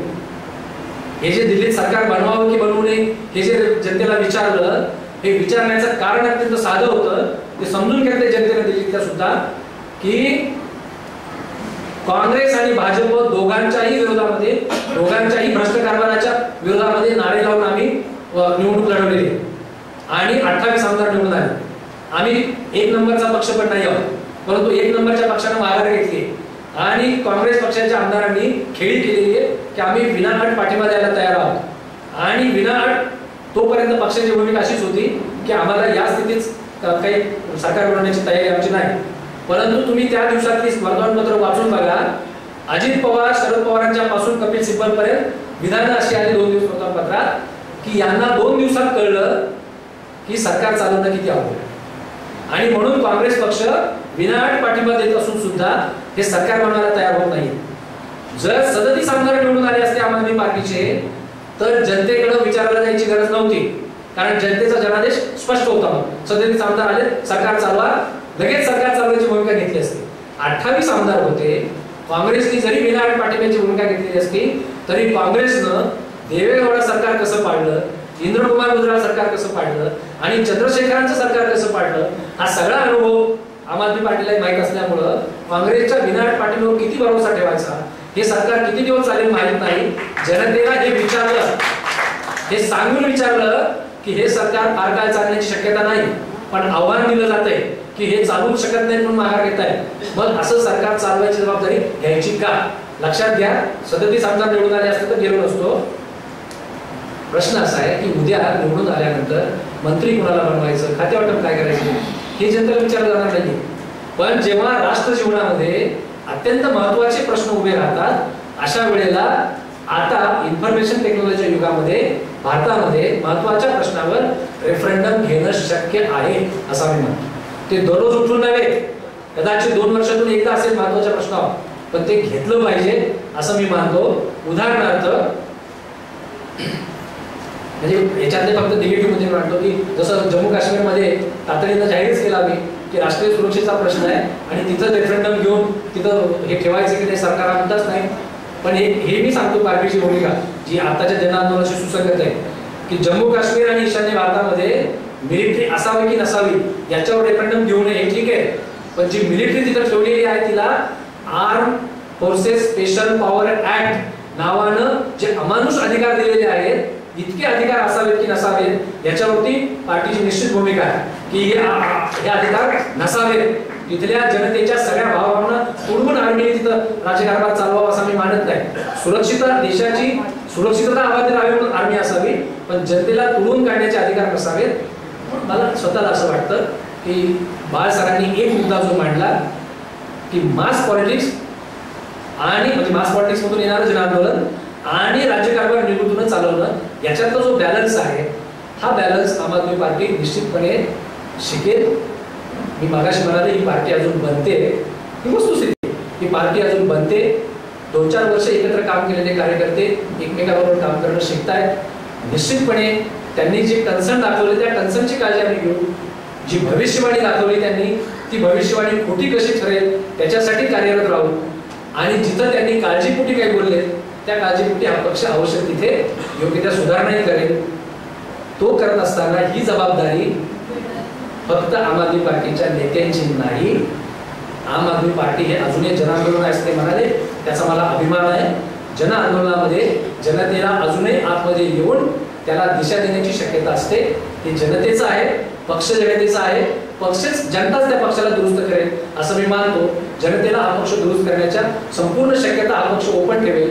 याला कोणी अराजक म्हणलं तरी चालेल. कारण माझं शेवटचं वाक्य थांबून सांगतो आता की इन्फॉर्मेशन टेक्नॉलॉजीच्या युगामध्ये आज महाराष्ट्रातली एमके नावाची संस्था जी सांगते की जिथं सामान्य माणसापर्यंत तंत्रज्ञान पोहोचलंय, मोबाईल पोहोचलाय, स्टिंग ऑपरेशनचं तंत्र पोहोचलंय, लोकांना अधिकार पोहोचलेले आहेत, माहिती पोहोचलेली आहे, माहितीचा अधिकार आलेला आहे. एका बाजूला हा एक प्रचंड उभार जनतेमध्ये आहे आणि दुसऱ्या बाजूला व्यवस्था ज्या पद्धतीने काम करते ती मात्र पूर्णपणे जनतेच्या आकांक्षा दाबून टाकणारी, तुडवणारी अशी यंत्रणा आहे. त्याची उदाहरणं जर द्यायची म्हणली तर पिवळं रेशन कार्ड ज्यांना मिळायला पाहिजे त्यांना मिळत नाही आणि मिळाले त्यांना धान्य मिळत नाही. दारिद्र्य रेषेच्या यादीमध्ये जे जायला पाहिजे ते जात नाही आणि बागायतदार जाऊन बसतात. खैरलांची सारखी घटना ही एकमात्र अपवादात्मक राहत नाही. माजलगाव पासून सगळीकडे या घटना घडतात. महिलांची सुरक्षितता नाही. मला स्वतःला असं वाटतं की अराजकाची मला जी व्याख्या कळते की राज्य व्यवस्था कार्यरत नसणं. जर इथं दररोज बलात्कार घडत असतील, जर दररोज दलित अत्याचार घडत असतील आणि सरकारी योजनांमध्ये नको तेच लोक जाऊन बसत असतील तर अराजक याच्यापेक्षा वेगळं काही नाही असं मी मानतो. त्यामुळे मध्यम वर्गाच्या घराला अराजकाची झळ जर लागणार नसेल तर हा जो उभार जनतेमधला आणि इन्फॉर्मेशन टेक्नॉलॉजी मधला ज्यांचं बरं चाललंय त्यांना हे आहे असंच चालावं म्हणून जर अराजकाची भीती वाटत असेल तर त्या अराजकाची आम्ही भीती वाटत नाही. पण लोकशाही व्यवस्था सक्षम व्हाव्या, लोकशाही इन्स्टिट्यूट सक्षम व्हाव्या ही अपेक्षा असेल तर आम्ही त्याचा आदर करतो. पण सक्षम होणं म्हणजे काय नीट सांगावं लागेल ते सुद्धा. अगदी 2 मिनिटात संपवतो. शेवटचा मुद्दा आहे, लोकशाही इन्स्टिट्यूटचा आदर राखला पाहिजे. आणि सक्षम होणं म्हणजे काय, आंतरराष्ट्रीय पातळीवरती लोकशाही व्यवस्था आहे म्हणून सांगितलं जातं आम्हाला. काय तिचं नाव? आंतरराष्ट्रीय पातळीवरची अमेरिकेच्या दबावाखाली काम करते ते युनायटेड नेशन्स. युनायटेड नेशन ज्या पद्धतीने काम करते आज काय आहे ते म्हणजे तिचा आदर वाढवायचा काय आम्ही कशासाठी? जी अमेरिकेच्या दबावाखाली काम करते युनायटेड नेशन्स त्या संस्थेचा आदर वाढवण्यासाठी आम्ही काम करायचं. लोकसभा आदर लोकसभेचा वाढवला पाहिजे निश्चित. पण लोकसभेचा आदर रस्त्यावर आंदोलन करणाऱ्या लोकांच्या मुळे लोकसभा बंद होणार आहे का? जे लोकसभेमध्ये आज जाऊन बसलेले जे 165 भ्रष्ट आणि अपराधी खासदार आहेत त्यांच्यामुळे लोकसभा बंद होणार आहे. हेही शोधावं लागेल. हाही बॅलन्स शिकावा लागेल. लक्षात घ्या, केवळ नावाखाली या देशातल्या मुठभरांची हित सांभाळणाऱ्या लोकशाही व्यवस्था त्याच मुठभरांची हित सांभाळण्यासाठी त्यांचा आदर राखावा असं कोणी म्हणत असेल तर त्याची गरज नाही असं.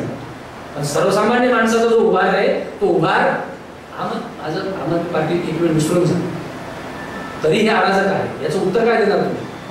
आम आदमी पार्टीला बाजूला काढलं तरी या अराजकाचं उत्तर द्यावं लागेल की नाही आपल्याला? ते द्यावं लागेल. ते केवळ मखरात बसवलेल्या ज्या लोकशाही संस्था आहेत त्याच्या आदराची पूर्ण भाषा चालणार नाही तर प्रामाणिक आणि सक्षम माणसांना आत जाऊन त्या लोकशाही व्यवस्थांना आदर वाढवण्याची भूमिका घ्यावी लागेल. ती भूमिका जरूर आम आदमी पक्ष घेईल असं मी मानतो. पुन्हा एकदा सर्वांच्या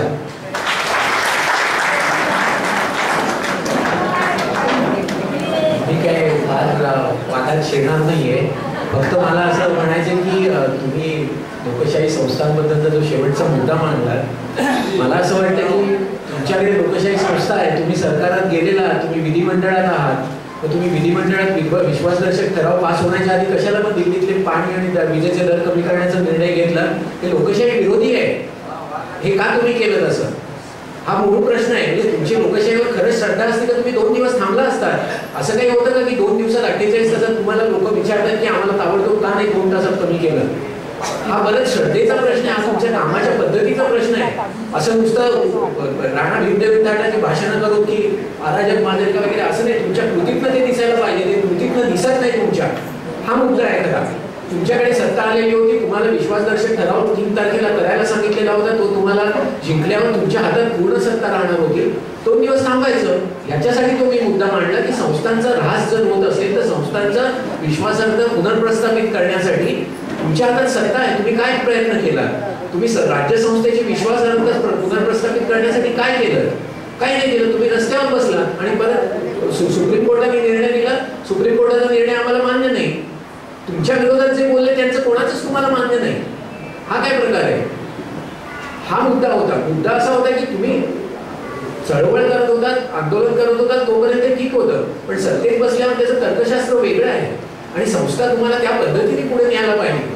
ती जर विश्वासार्हता तुम्ही पुनर्प्रस्थापित करू शकला नाही तर तुमच्या नवी काँग्रेसमध्ये काय फरक राहील किंवा तुमच्या नवी बीजेपीत काय फरक राहील? दुसरा मुद्दा जो तुम्ही भविष्यवाणीचा सांगितला, मला असं वाटतं की मी भविष्यवाणी वगैरे काही केली नाही. आशावादी असण्यासाठी वास्तवाचा आधार लागतो. वास्तवाकडे बघून आशावाद ठेवावा लागतो. त्या अर्थाने मी म्हटलेलं होतं की जो जनता पक्षाचं जे बघितलं आपण आणि त्या पद्धतीनेच यांची वाटचाल चालू झाली असल्यामुळे ते माझं असं स्वतःचं मत आहे. अर्थात ते नाकारणारच आहेत ते, पण माझं स्वतःचं मत असं आहे की ही त्या मार्गाने वाटचाल चालू आहे. ही जर थांबली तर चांगली गोष्ट आहे, देशाच्या दृष्टीने ते फायद्याचं होईल. थांबले चांगली गोष्ट आहे, थांबली ते, पण तुमच्या नेत्यांची जी वक्तव्य आहेत त्याच्यावरनं दिसत नाही. प्रश्न दुसरा असा आहे, मीडियाचं त्यांनी अंबानीचं उदाहरण दिलं. मीडिया जेव्हा तुम्हाला डोक्यावर घेत होतं तेव्हा मीडिया चांगलं होतं, तेव्हा अंबानी दिसले नाहीत तुम्हाला.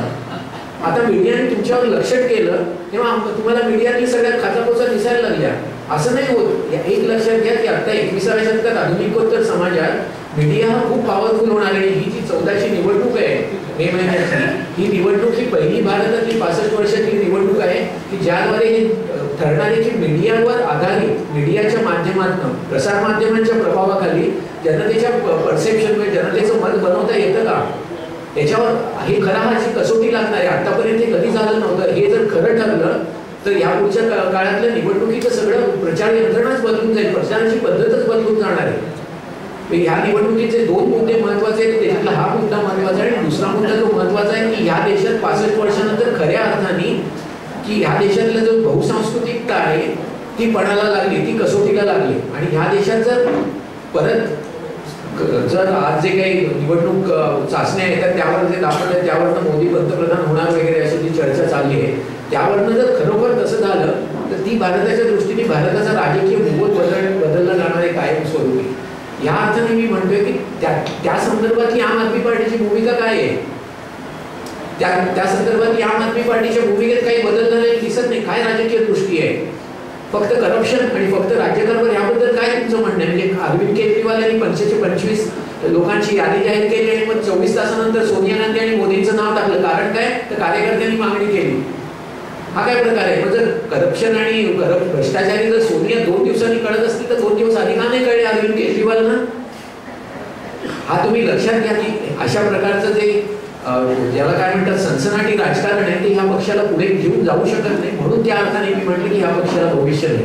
या पक्षाचं वेगळेपण निश्चित आहे की या पक्षाने राजकारणाचे दरवाजे सामान्य माणसासाठी उघडले. हे या पक्षाचं वेगळेपण आहे, पण हे वेगळेपण दुर्दैवाने त्यांना स्वतःलाच ते लक्षात आलेलं नाही आणि त्यामुळे ते आता ते दरवाजे हळूहळू बंद होत जातील आणि ते पुढे जसे प्रवास करत जातील तसं त्याच्यातनं जो जनता पक्षाचा जो अनुभव होता तोच त्या पद्धतीने येणार आहे. आणि जो मुद्दा काश्मीरबाबत त्यांनी मांडला, मला असं वाटतं की हे परत एक खूप मोठं सुलभीकरण आहे की काश्मीरमध्ये AFSA म्हणजे जे arm forces special powers act आहे तो असता कामा नये वगैरे. म्हणजे मला माहित नाही वाऱ्याने वाचले की नाही, पण वाऱ्याने ह्या संबंधातली माहिती दिसत नाही की जर जिथे इन्सर्जन्सी आहे, जिथे गरिबी चळवळ किंवा जिथे दहशतवाद आहे तिथे जर अशांत क्षेत्र असेल ते राज्य सरकारने जाहीर करायचं असतं. अशांत क्षेत्र असेल तरच आर्मी येते आणि तिला हे कायदा लागू होतो. मुंबईत जर दंगल झाली आणि आर्मी आली तर त्याला आर्मीला हा कायदा नाही, तो सिव्हिलियन नेतृत्वाखाली असतो. काश्मीर सारख्या ठिकाणी अशा पद्धतीने आर्मी विड्रॉ करणं हे अत्यंत धोकादायक आहे. ज्या पद्धतीने येत्या वर्षभरात नाही तुम्ही AFSA बद्दल म्हणाला, AFSA बद्दल म्हणला, माझं असं म्हणणं आहे की AFSAचा सुद्धा तुम्हाला विरोध करता कामा नाहीये. तुम्हाला जर या देशाची सुरक्षितता हवी असेल तर तुम्ही त्याच्या खाली झालेले अत्याचार असतील किंवा काय असतील त्याची तड लावायला पाहिजे. पण ॲप्साबाबत तुमची भूमिका ही अशीच असायला पाहिजे. FDI जर तुम्ही म्हणलात ही भूमिका, परत मी तुम्हाला सांगतो की तुम्ही 2 दिवसापूर्वी इकॉनॉमिक टाइम्समध्ये आलेली योगेंद्र यादव यांची सविस्तर मुलाखत वाचा आणि तुम्हाला त्याच्यात कळेल की FDI बद्दल त्यांनी स्पष्ट सांगितले की FDI ला दिल्लीत आम्ही अलाउ करणार नाही. का नाही करणार? मुंबईत चालतं तर मग दिल्लीत का नको? म्हणजे परदेशी जर गुंतवणूक असेल तर दिल्लीत FDI का आहे? म्हणजे दिल्लीतले व्यापारी वेगळे आहेत आणि मुंबईतले वेगळे आहेत? हा परत प्रश्न, हा परत मर्यादा आहे लोकशाही राजकारणाच्या. मी सांगतो कारण दिल्लीतलं जे सगळं ह्यांचं पाठिंब्याचं जे वर्तुळ आहे ते त्यांना सगळं व्यापारी वर्गही आहे, त्याला त्यांना दुखवायचं नाहीये. जर महाराष्ट्रात उद्या यांची सत्ता येण्यासारखी परिस्थिती आली तर ते महाराष्ट्रात येऊन बोलायला लागतील. आज महाराष्ट्रात तशी परिस्थिती नाही. महाराष्ट्रामध्ये आम्ही भूमिका घेतलेली आहे. आम आदमी पार्टीने घेतले का? नाही, मग माझा तोच प्रश्न आहे ना की तुम्ही FDI बाकीच्या राज्यात का नाही? ते स्पष्ट केलंय. फॅक्टच मी सांगतोय. नाही, माझं म्हणणं फॅक्ट्सवरच आहे की तुम्ही ही मुलाखत वाचा. माझं हे काय मी योगेंद्र यादव यांची बोललेलो नाही, मी मुलाखत वाचून तुम्हाला सांगतोय आणि योगेंद्र यादवने टीव्हीवर हे सांगितलं. त्यामुळे माझा मुद्दा मी फक्त फॅक्ट्स बद्दल बोलतोय आणि ही भूमिका सुसंगत असायला पाहिजे. FDI नको तर पूर्ण नको. मुद्दा एवढाच आहे की त्याच्यामुळे आमच्यावर नाराज आहे. संपूर्ण या देशात जर बदल घडवायचा असेल तर मी परत माझ्या मूळ मुद्द्याकडे येतो की लिमिटेशन्स ऑफ मास पॉलिटिक्स लक्षात घेऊन तुम्ही जास्तीत जास्त चांगला राज्यकारभार करण्याच्या दृष्टीने हा समतोल पुनर्प्रस्थापित करण्यासाठी काय करताय? हा सगळ्या राजकीय पक्षांपुढे प्रश्न आहे. आशा अशी होती की आम आदमी पक्ष ह्या दिशेने प्रवास करेल. दुर्दैवाने तसं घडलेलं नाहीये आणि त्यामुळे आज आम आदमी पार्टीने दिल्लीत जो सत्ता हाती घेतल्यावर सगळीकडे जी एक भूकंप राजकीय झाल्यासारखे राजकीय पक्ष सैरावैरा कामं करायला लागले. आता ते शांत झालेले आहेत. तुम्ही बघा, आता ते शांत झाले. त्यांच्या लक्षात आलं की हे आता या पद्धतीनेच जाणार. आता संपला, आपल्याला त्यांचं आव्हान नाही. आणि तुम्ही बघा, भाजप म्हणले तर तुम्ही अंतर्गत वर्तुळात बोललात आणि तुम्हाला माहिती असेल तर ते खूप अस्वस्थ होते, पण आता ते कोणीच अस्वस्थ नाही. पण त्यांच्या लक्षात आलं की आता या धारेला लागले, त्यामुळे ते आता हळूहळू पुढे जाणार. आपल्याला काही यांचा धोका नाही. या अर्थाने मी म्हटलो की यांना भविष्य नाही, यांना भविष्य होतं, पण यांना भविष्य त्यांनी स्वतःच्या हाताने पायावर धोंडा पाडून घेण्याचं काम चालवलेलं आहे. त्या दृष्टीने मी हे सांगतोय. पण अशा पद्धतीचे बदल व्हायला पाहिजेत हेही मी तुम्हाला सांगतोय. फक्त जरा शांत डोक्याने समतोल विचाराने हे जर पुढे गेलं आणि भारतातली गुंतागुंतीची सामाजिक, आर्थिक आणि राजकीय परिस्थिती लक्षात घेतली तर हे बदल होऊ शकतात आणि अशा पद्धतीची याची गरज आहे. एवढंच माझं म्हणणं.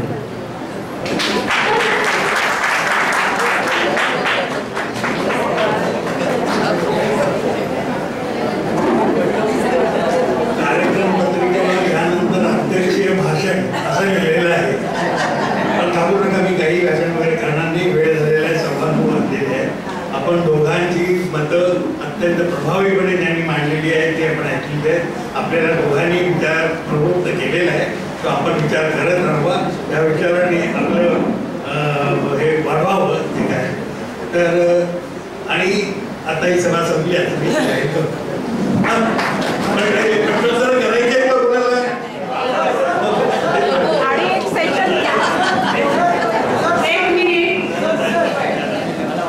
राष्ट्रगीत झाल्याशिवाय सभा संपणार नाहीये. पंजाब सिंध गुजरात मराठा द्राविड उत्कल वंग विंध्य हिमाचल